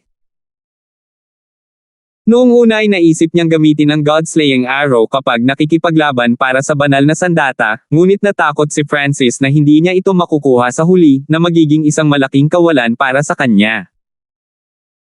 Iniisip din ni Francis ang paggamit ng God-slaying arrow kanina sa pagtugis, ngunit talagang ayaw niyang gawin iyon. Gayunpaman, kinailangan na ngayong gamitin ni Francis ang God-slaying arrow. Hindi niya maaaring hayaang makatakas si Demigod Ferocity kahit anong mangyari. Hu! Nanlamig ang mga mata ni Francis habang walang pag-aalinlangan ang God-slaying arrow on the Skylocking Bow. Weng! Ang God-slaying arrow ay tila nagising sa sandaling pinasok ito ng sacred power. Isang nakakatusok na gininto ang liwanag ang kumalat sa langit at lupa, at isang puwersa na maaaring takutin ang mga Diyos at ghosts ay bumaba sa langit at lupa at sumanib sa Escarlate gintong arrow. Itong pakiramdam. Noong una ay inakala ni Demigod Ferocity na makakatakas siya kapag nakita niya ang hindi tao na Sacred King, ngunit biglang kumalat ang matinding sakit sa kanyang katawan at kaluluwa. Ang God-slaying arrow. Ang mukha ni Demigod Ferocity ay naging maputlang puti nang tingnan niya ang kanyang divine sense. Whoosh! Boom! Ang walang limitasyong gininto ang liwanag ay napunit sa kalangitan at agad na dumating sa harap ng Demigod Ferocity, na bumalot sa kanyang katawan. Kasabay nito, ang nakakatakot na unos na ito ay nagpatuloy pasulong at nilamon din ang hindi tao na sagradong hari. Ilang Sacred Lords na sumusunod sa likod ni Francis upang panoorin ang palabas ay agad na natulala. Pagpatay ng isang hindi taong demigod. Mayroon ng nakakatakot na lakas si Francis. Sa isang sulok, ang Sacred Lord Demonic Abyss ay tulala pa rin. Iyon ay isang God-slaying arrow. Hindi inisip ng Sacred Lord Demonic Abyss na si Francis ay talagang may God-slaying arrow. Sa pag-iisip tungkol sa mga aksyon na ginawa niya sa nakaraan, pakiramdam niya ay nililigawan niya si kamatayan. Weng boom! Boom! Ang bagyo ng pagkawasak mula sa God-slaying arrow ay nagsimulang bumaba, at tinitigil ni Francis ang mga sirang piraso ng katawan ni Demigod Ferocity. Patay na si Demigod Ferocity. Sabi ni Francis. Dimensyon ng interspatial. Natagpuan ni Francis ang isang napaka-unstable na interspatial na dimensyon na malapit ng sumabog, at agad niyang ibinuhos ang lahat ng kayamanan ni Demigod Ferocity sa misty spatial world. Sa sandaling ito, ang kapangyarihan ng God-slaying arrow sa wakas ay nagsimulang maglaho. Ano yun? Biglang naramdaman ni Francis ang isang surge ng sinaunang aura, at tumingin siya sa direksyon nito. Ang isang bahagyang condensed crystal wall ay nawasak ng God-slaying arrow ni Francis, na nagsiwalat ng isang pulang kristal na dugo. Sa loob ng pulang kristal na dugo ay isang patak ng ginto at purple na dugo. 11:07. Ang isang bahagyang condensed crystal wall ay nawasak ng God-slaying arrow ni Francis, na nagsiwalat ng isang pulang kristal na dugo. Sa loob ng pulang kristal na dugo ay isang patak ng ginto at purple na dugo. Nagsimulang manginig ang bloodline ni Francis nang lumapit siya sa pulang kristal na ito, at nahaharap si Francis sa isang malakas na sinaunang bloodline pressure. Ito ay nasa ilalim pa rin ng katotohanan na ang patak ng dugo na ito ay tinatakan sa likod ng mga pader na kristal na puno ng banal na kapangyarihan. Kung ang patak ng dugong ito ay ganap na nahayag, hindi man lang ito magagawa ni Francis. Di ba dugo ito ng bangkay ng Diyos? Kung titignan, hindi rin ito normal na dugo. Malamang. Dugong essence ng bangkay ng Diyos. Napailing si Francis. Hindi niya inaasahan na makakita ng ganoong kapalaran pagkatapos patayin ang Demigod Ferocity gamit ang God-slaying arrow. Sa sandaling ito, ang lahat ng kapangyarihan at enerhiya sa buong bangkay ng Diyos ay patungo pa rin sa ulo. Ang mga kristal na pader sa bangkay ng Diyos ay medyo humihina. Ang mga stronger sacred kings ay maaaring direktang makalusot sa ilang kristal na pader.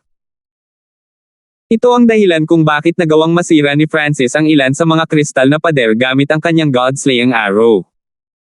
Paano ko makukuha itong patak ng dugo ng Diyos? Nagkaroon ng problema si Francis. Kahit na ang mga kristal na pader dito ay napakahina kumpara sa dati, ang mga pader sa paligid ng patak ng dugo ng Diyos ay napakatigas.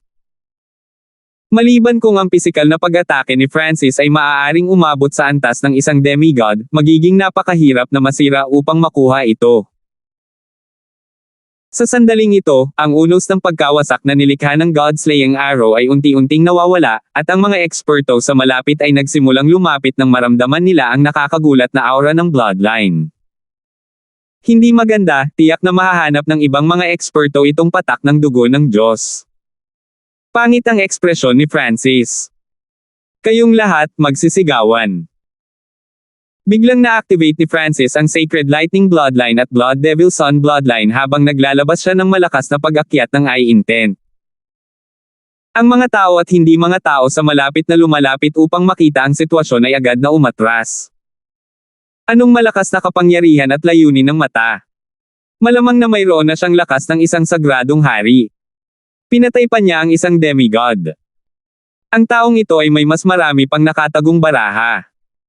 Ang mga normal na Sacred Lord na ito ay agad na tinakot ni Francis.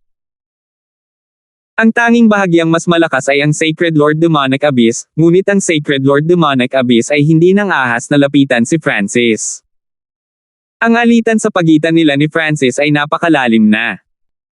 Hindi siya pinansin ni Francis kanina dahil hinahabol niya si Demigod Ferocity, ngunit kung pasulong siya ngayon, ito ay katulad ng panliligaw kay kamatayan. Sa kabutihang palad, nagawa kong takutin sila pabalik sa ngayon. Nagpakawala ng hininga si Francis. Gayunpaman, ang aura mula sa patak na ito ng dugo ng Diyos ay masyadong malakas. Hindi niya ito magagawang itago magpakailanman. Kung malapit ang isang sacred king o demigod, ang patak ng dugo ng Diyos ay maaaring mahayag kaagad, kaya ang pinakamahalagang bagay na dapat gawin ngayon ay itago ito o gamitin ito. Munting pas ang magnanakaw. Ipinatawag ni Francis ang maliit na pas ang magnanakaw. Nagningning ang mga mata nito habang nakatitig sa patak ng ginto at purple na dugo sa loob ng pulang kristal na dugo, at halos tumutulo na ang laway. Ding! Ding! Hinawakan ng maliit na pas ang magnanakaw ang isang itim na punyal at sinaksak pababa. Sa susunod na sandali, ang maliit na paws ang magnanakaw ay lumikha ng isang sugat na kalahating pulgada ang lalim, ngunit habang mas malalim ang paghukay ng maliit na paws ang magnanakaw, lalo itong naging mahirap. Meow meow. Ipinaliwanag ng maliit na paws ang magnanakaw kay Francis na hindi nito ma-activate ang kanyang banal na sandata ngayon. Ginagamit lamang ng munting paws ang magnanakaw ang likas na talas ng banal na sandata para maghukay.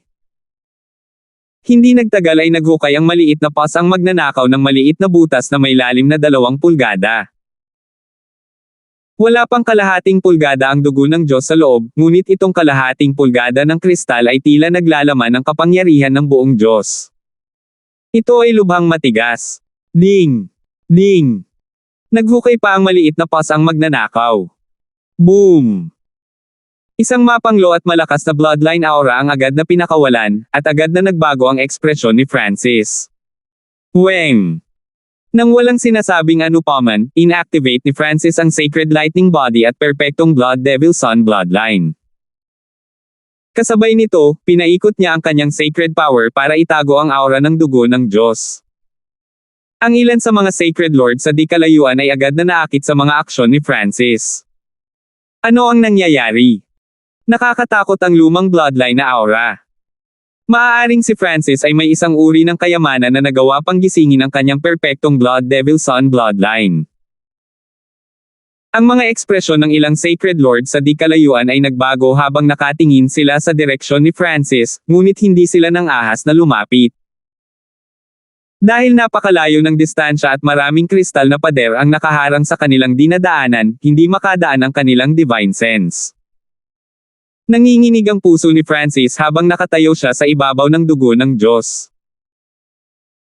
Ang mga eksperto sa malapit ay pawang mga Sacred Lord at hindi nang ahas na lumapit dahil sa pagpapakita ni Francis, ngunit kapag naakit ang mas malalakas na eksperto, ang patak ng dugo ng Diyos na ito ay maaaring mahayag. Sa tingin ko ay direktang maa-absorb ko ang kapangyarihan ng dugo ng Diyos. Masayang sabi ni Francis. Kung ganoon ang kaso, pagkatapos ay sisimulan ko na agad itong i-absorb. Si Francis ay lubos na mapagpasyahan. Kung kahit ang maliit na paws ang magnanakaw ay hindi mahukay ang patak na ito ng dugo ng Diyos, ang pamamaraan ng spatial movement ni Francis ay magiging walang silbi rin. Mas mainam na direktang sumipsip ng kapangyarihan ng dugo ng Diyos. Kahit na ang ibang mga eksperto ay maakit sa ibang pagkakataon, si Francis ay may makukuha man lamang mula rito. Meow meow. Ang maliit na paws ang magnanakaw ay bumalik sa misty spatial world.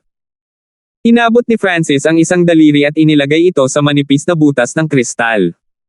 Weng! Isang tipak ng gold and purple aura ang itinuro ni Francis at sumanib sa kanyang katawan. Hu!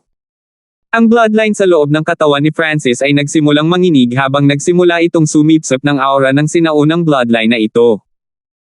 Sa ilang sandali lang, na-upgrade ang bloodline, katawan, at estado ng pag-iral ni Francis. Weng!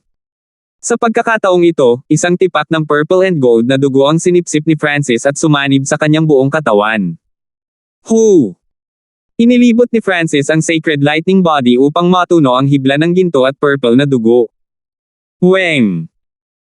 Isang eskarlate gintong banal na liwanag ang nagsimulang kumislap sa ibabaw ng Sacred Lightning Body ni Francis, at isang malakas na presyon ang pinakawalan mula sa katawan ni Francis. Maaari itong maging mas mabilis. Pinataas ni Francis ang kanyang engravings rate. Weng! Parami ng parami ang mga hibla ng ginto at purple na dugo ang sinipsip ni Francis.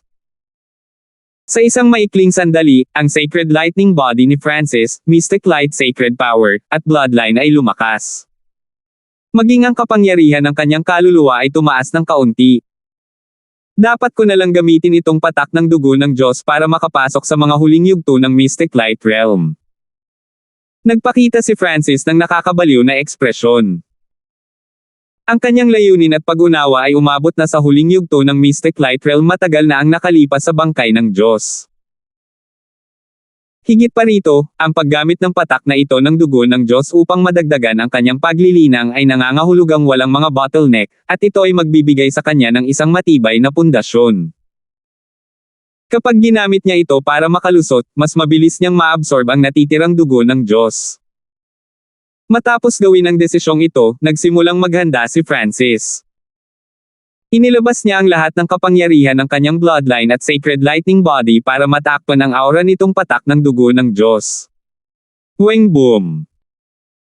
Ang enerhiya at focus ni Francis ay umabot sa tuktok habang ang isang alon ng nakakatakot na aura ay kumalat sa bawat direksyon. Nagsimulang maging mas maliwanag ang sacred lightning body ni Francis habang binalot ng nakakatakot na puwersa ang langit at lupa. Ipinalibot ni Francis ang 5 elemental wind lightning technique upang tulungan ang kanyang sarili na maabot ang huling yugto ng mystic light realm, at ang patak ng dugo ng Diyos ay patuloy na gumaling sa katawan ni Francis at lubhang kapakipakinabang sa kanyang sacred lightning body. Sa napakalayo na mga gilid ng lugar. Anong nangyayari? Bakit may ganyang sinaunang bloodline aura? Sa sandaling ito, dumating ang isang lalaking hindi tao na may madilim na berdeng kaliskis at isang pares ng mga sungay. Sacred King Green Lizard, si Francis iyon. Kanina, gumamit siya ng trump card at pinatay ang demigod Ferocity, at nanatili siya sa parehong lugar mula noon. Isang hindi tao na Sacred Lord ang agad na nagsabi sa Sacred King Green Lizard kung ano ang nangyari. Ano? Kapansin-pansing nagbago ang ekspresyon ng Sacred King Green Lizard. Hindi siya makapaniwala na napatay ni Francis ang demigod Ferocity. Ang brat na iyon ay napakahina ngayon pagkatapos pumatay ng isang demigod gamit ang isang nakatagong card, at siya ay nananatili doon malamang dahil nakakita siya ng isang uri ng kayamanan. Umikot ang mga mata ng Sacred King Green Lizard habang nakatingin sa malayo na may nagninangas na mga mata. Whoosh! Direktang lumipad ang Sacred King Green Lizard patungo kay Francis. Napakalakas ng sinaunang bloodline na aura. Naramdaman ng Sacred King Green Lizard na nagsimulang manginig ang sarili niyang bloodline, at bigla siyang naghinala kung si Francis ay may mataas na ranggo na sinaunang bloodline. Biglang tumaas ang aura ni Francis, at ang Earth of Wind Lightning Sacred Power sa paligid niya ay naglabas ng mabigat na presyon sa langit at lupa. Napaungol si Sacred King Green Lizard nang dinurog siya ng malakas na puwersa ng grabidad at hindi siya makahinga. Nakalusot siya. Natigilan si Sacred King Green Lizard. Kasabay nito, idinilat ni Francis ang kanyang mga mata at nagpakawala ng malakas na pagdagsa ng mental energy. Nagsimulang manginig ang isip ng Sacred King Green Lizard dahil kailangan din niyang harapin ang isa pang kapangyarihan. Tara na! Nagsimulang umalis ang Sacred King Green Lizard sa paraan ng kanyang pagdating. Noong una ay inakala niya na si Francis ay napakahina ngayon, ngunit si Francis ay nakalusot sa halip. Ang gayong kapangyarihan at presyon ay hindi isang bagay na maaari niyang labanan. Sacred King Green Lizard, siya. Hindi nakaimik ang isang hindi tao. Biglang sumingit ang Sacred King Green Lizard ngunit tumakbo pabalik bago pa man niya maabot ang kanyang target. Nagpakawala ng mahabang hininga si Francis. Gamit ang momentum ng paglusob at ang puwersa mula sa dugo ng Diyos, nagawa niyang matagumpay na takutin ang isang hindi tao na sagradong hari, ngunit ang pamamaraang ito ay malamang na hindi gagana sa susunod. Naubos ko na ang 20% ng enerhiya mula sa dugo ng Diyos ngayon. Mahirap isipin na isang maliit na 20% lamang ng enerhiya ng dugo ng Diyos ang nagpapahintulot kay Francis na makalusot. Bilang karagdagan, ang kanyang sacred lightning body ay umabot na ngayon sa huling yugto ng ika-6 na antas. Kung nagawang itabi ni Francis ang patak ng dugo na ito at gamitin ito ng tuloy-tuloy, malamang na siya ay magiging isang demigod. Mahirap isipin kung gaano karaming kapangyarihan ang nasa loob nitong patak ng dugo ng Diyos. Paano ko dapat makuha ang natitirang kapangyarihan mula sa dugo ng Diyos? Hindi nakaimik si Francis. Ang ganoong mahalagang kayamanan ay nasa harap mismo ni Francis, ngunit hindi niya ito maalis, at ang direktang paggamit ng enerhiya ay tumagal ng maraming oras. Oh well, sisipsipin ko hanggat kaya ko. Si Francis ay nagplano at ginamit ang kanyang daliri upang sipsipin muli ang kapangyarihan ng dugo ng Diyos. Habang ang enerhiya mula sa dugo ng Diyos ay sinipsip ni Francis at humina, ang lakas ng pulang kristal na dugo ay nawala din, kaya't ang maliit na pus ang magnanakaw ay maaaring mahukay ang patak ng dugo ng Diyos sa lalong madaling panahon. Isang itim na figure ang biglang lumitaw mula sa isang crystal pathway ilang dosenang kilometro ang layo. Natagpuan siya. Ang Black Destruction Serpent Dragon ay tumingin sa nililinang na si Francis. Iyan ay isang patak ng dugo ng Diyos. Ang ekspresyon ng Black Destruction Serpent Dragon ay naging gulat. Ang daming retards. Tinakot sila ni Francis. Isang patak ng dugo iyon mula sa bangkay ng Diyos. Ang Black Destruction Serpent Dragon ay sumumpa. Ayon sa hula ng Black Destruction Serpent Dragon, ang bangkay ng Diyos na ito ay tiyak na naglalaman ng bloodline ng Giant God Race, at noong nabubuhay pa ito, tiyak na mas malakas ito kaysa sa sinaunang Diyos na si Seiya at sa Black Destruction Serpent Dragon. Kahit na maraming enerhiya ang nawala mula sa patak ng dugong iyon dahil sa paglipas ng panahon at sinipsip ng mahiwagang kapangyarihan sa ulo ng God Corpse, ang patak ng dugong iyon ay sapat na para makabawi ako sa unang ranggo ng tunay na Diyos. Ang Black Destruction Serpent Dragon ay may nagninangas na mga mata habang nakatingin ito kay Francis at nagpakita ng nakamamatay na ngiti. Mula sa pananaw nito, ang patak ng dugo ng Diyos ay kabilang narito, at si Francis ay mamamatay ng walang pag-aalinlangan. Nagsimulang maghanda ang Black Destruction Serpent Dragon, ngunit biglang tumunog ang boses ni Betty mula sa loob ng katawan ng Black Destruction Serpent Dragon. Hindi mo maaaring patayin si Francis ngayon. Tumakbo ka. Kung hindi, pareho tayong mamamatay dito. Nagsimulang magpanik si Betty na parang nasaksihan na niya kung anong nakakatakot na pangyayari ang mangyayari. 11:08. Hindi mo maaaring patayin si Francis ngayon. Tumakbo ka. Kung hindi, pareho tayong mamamatay dito. Narinig ang gulat na boses ni Betty. Sinabi mo sa akin na talikuran ko ang manang iyon kanina, at ngayon gusto mong pigilan ako sa pagpatay kay Francis. Nagsalubong ang mga kilay ng Black Destruction Serpent Dragon nang sumili ang nakamamatay na liwanag sa mga mata nito. Marami pa ring kayamanan sa lugar na iyon ng mana, ngunit ang Black Destruction Serpent Dragon ay kailangang umalis bago nito maangkin ang lahat. Ngayon na sa wakas ay natagpuan na nito si Francis at isang patak ng dugo mula sa bangkay ng Diyos, sinabihan siya ni Betty na umalis. Huwag kang mag-alala, ang pagpatay sa kanya ay napakadali. Ang Black Destruction Serpent Dragon ay labis na nasasabik, at berde ang kumikislap sa mga mata nito. Ang esensya ng dugo ng bangkay ng Diyos at ng ikasyam na mata ng Diyos.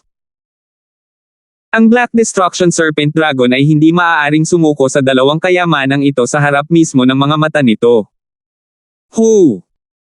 Ang Black Destruction Serpent Dragon ay naging isang itim na nagninangas na dragon at lumipad patungo kay Francis. Ang kanang hintuturo ni Francis ay naipit sa maliit na butas ng kristal at sinisipsip ang kapangyarihan ng dugo ng Diyos ng mabilis hanggat kaya niya.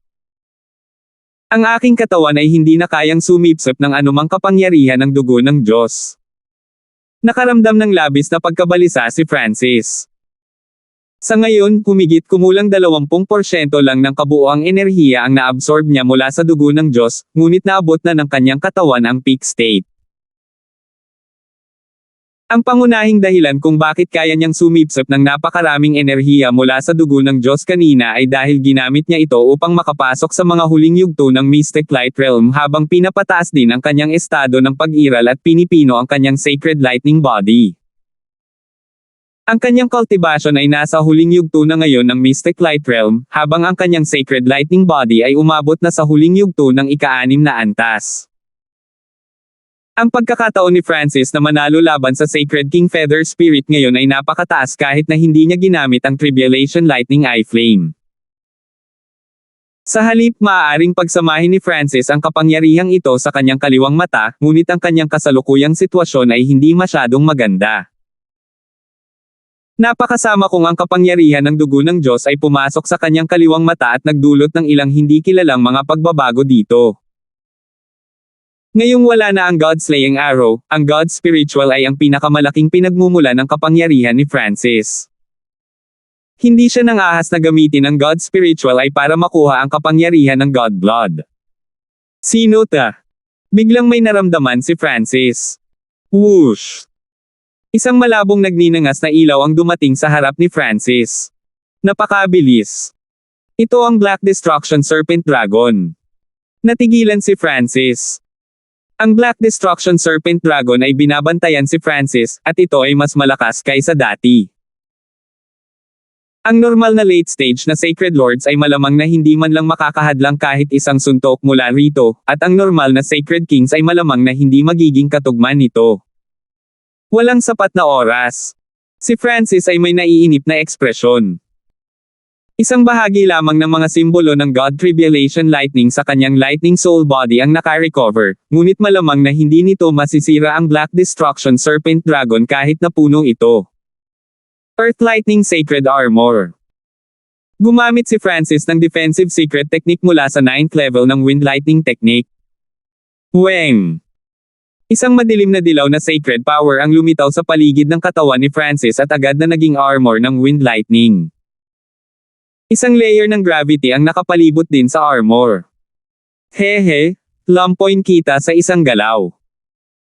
Ang Black Destruction Serpent Dragon ay tumawa ng masama habang nakatitig kay Francis na may matako na mga mata. Hu! Inabot ng Black Destruction Serpent Dragon ang mga itim na kuko nito, at isang ipinagbabawal na mapanirang dragon na apoy ang bumaril kay Francis. Napakalakas! Ang ekspresyon ni Francis ay naging gulat. Ang kanyang Earth Lightning Sacred Armor ay tiyak na hindi mapipigilan ang suntok na ito mula sa Black Destruction Serpent Dragon. Kasabay nito, masasabi niya mula sa mga mata ng Black Destruction Serpent Dragon na napansin na nito ang dugo ng Diyos. Sagradong kalasag ng kidlat. Isang malakas na surge ng Earth of Wind Lightning Sacred Power ang natipon sa kanyang kanang kamay at bumuo ng isang madilim na dilaw na kalasag sa kanyang harapan. Boom! Ang naglalagablab na kuko ng Black Destruction Serpent Dragon ay bumangga sa kanang kamay ni Francis. Basag! Bam! Agad na nabasag ang Sacred Lightning Shield sa kanang kamay ni Francis, at isang puwersa ang dumaan sa Earth Lightning Sacred Armor sa paligid niya. Gayunpaman, sa susunod na sandali, ang kanang hintuturo ni Francis ay nagpakawala ng malakas na pag-akyat ng Bloodline Power na bumaril sa tabi ng sariling Sacred Power ni Francis. Boom! Ang Black Destruction Serpent Dragon ay orihinal na inakala na ang pag-atake na ito ay magagawang durugan ang depensa ni Francis, ngunit sa halip ay pinalipad ito ng biglaang kapangyarihan ng bloodline na ito. Anong nangyayari? Ang Black Destruction Serpent Dragon ay pinalipad ng 12-dosenang yarda, at ito ay nasugatan. Tumingin ito kay Francis nang may pagtataka. Ang daliri ko. Hindi makapaniwalang tumingin din si Francis sa kanyang kanang hintuturo. Isang madilim na dilaw na kapangyarihan ng Wind Lightning ang pumalibot sa katawan ni Francis, ngunit isang ginto at purple na liwanag ang nagmula sa kanyang kanang hintuturo. Ang mga hibla ng ginto at purple na dugo ay naglakbay sa hintuturo ni Francis sa iba pang bahagi ng kanyang katawan. Ang aking hintuturo ay nakakuha ng labis na kapangyarihan ng dugo ng Diyos. Nalaman kaagad ni Francis kung paano at bakit ito nangyari. Sa simula, ginamit ni Francis ang kanyang hintuturo upang makuha ang kapangyarihan ng dugo ng Diyos sa butas. Matapos hindi na maabsorb ng kanyang katawan ang higit na kapangyarihan mula sa dugo ng Diyos, ang enerhiya ay naipon sa kanyang daliri, na naubos sa sagupaan laban sa Black Destruction Serpent Dragon. How dare this brat be so wasteful?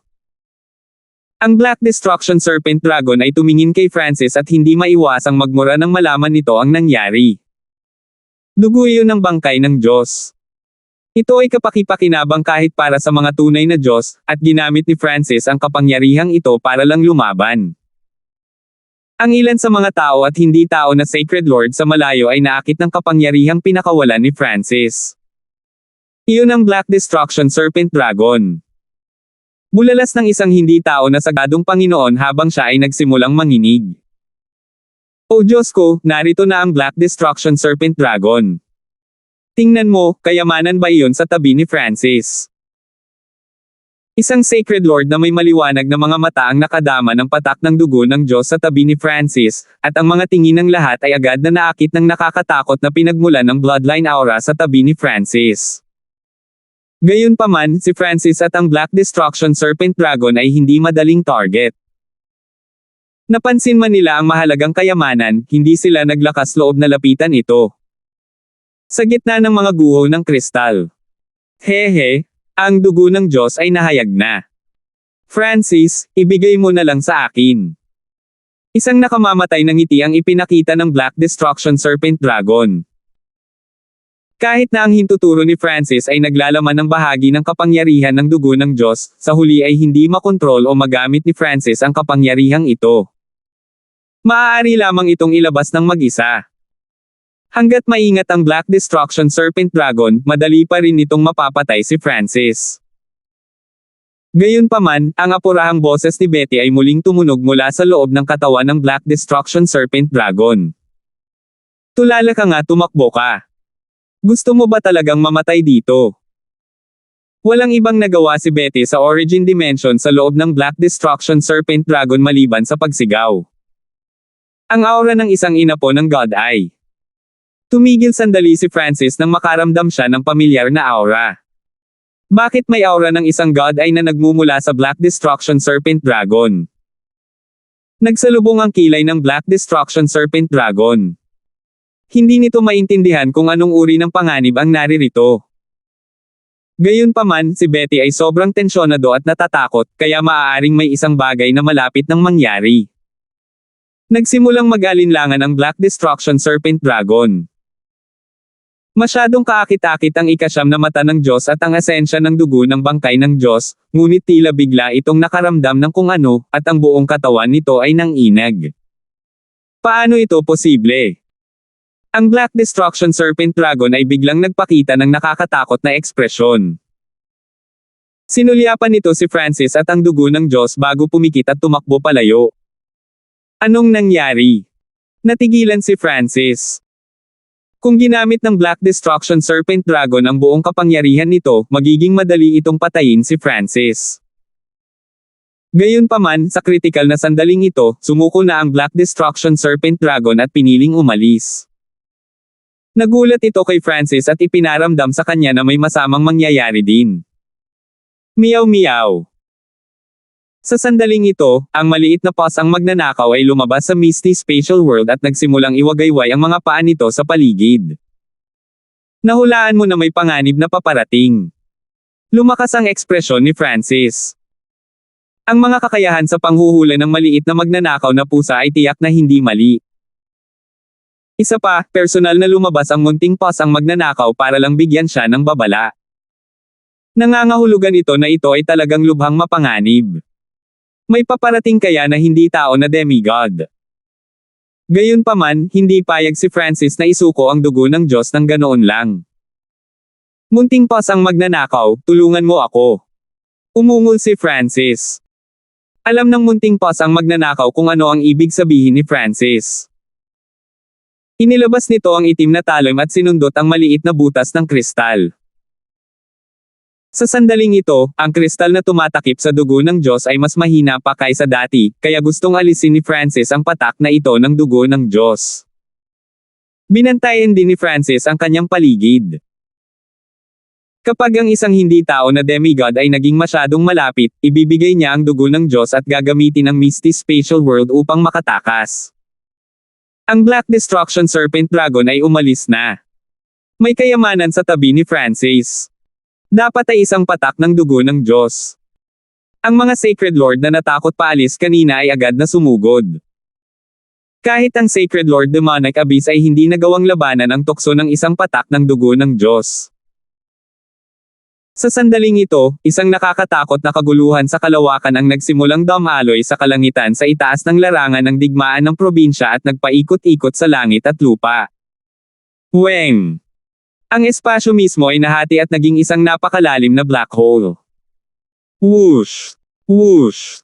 Whoosh! Ang mga nakakatakot na spatial na bagyo ay bumagsak mula sa mga bitik sa tabi ng black hole. Boom!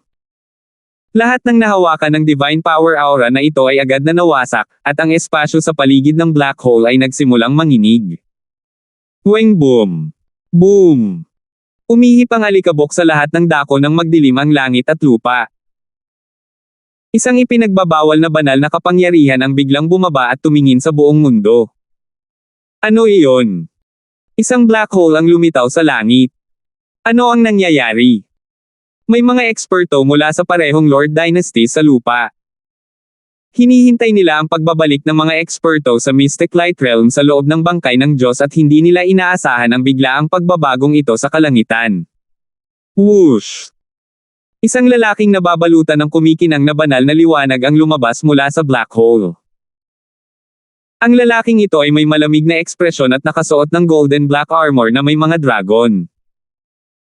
Nagbigay siya ng nakakatakot na aura at parang isang supremo na nilalang na biglang bumaba sa mundo. Weng! Ang itim na buta sa kalangitan ay nagsimulang kumunat at kumupas. Kailangan kong sugpuin ang higit pang kapangyarihan. Bumulong ang golden black armored na lalaki, at ang kahangahangang aura ay nagsimulang humina nang magsimulang kumalma ang kalapit na espasyo. Gayunpaman, ang mga bloodline, true yuan, at mga kaluluwa ng lahat ng mga eksperto ng parehong Lord Dynasty sa ibabaw ay ganap na pinigilan. Nagsimulang manginig ang kanilang mga katawan, at ni hindi nila maitaas ang kanilang mga ulo. Lord Wu Heng, namatay ka sa isang lugar na nawala. Tumawa ang golden black armored male. Si Wu Heng ay likas na gumalaw ng bahagya sa loob ng isang gininto ang puting palasyo sa ulo ng bangkay ng Diyos. Ang dumating ay dumating na sa wakas. Walang magawa si Wu Heng. Salamat po at sinamahan ninyo ako, ingat lagi mga master.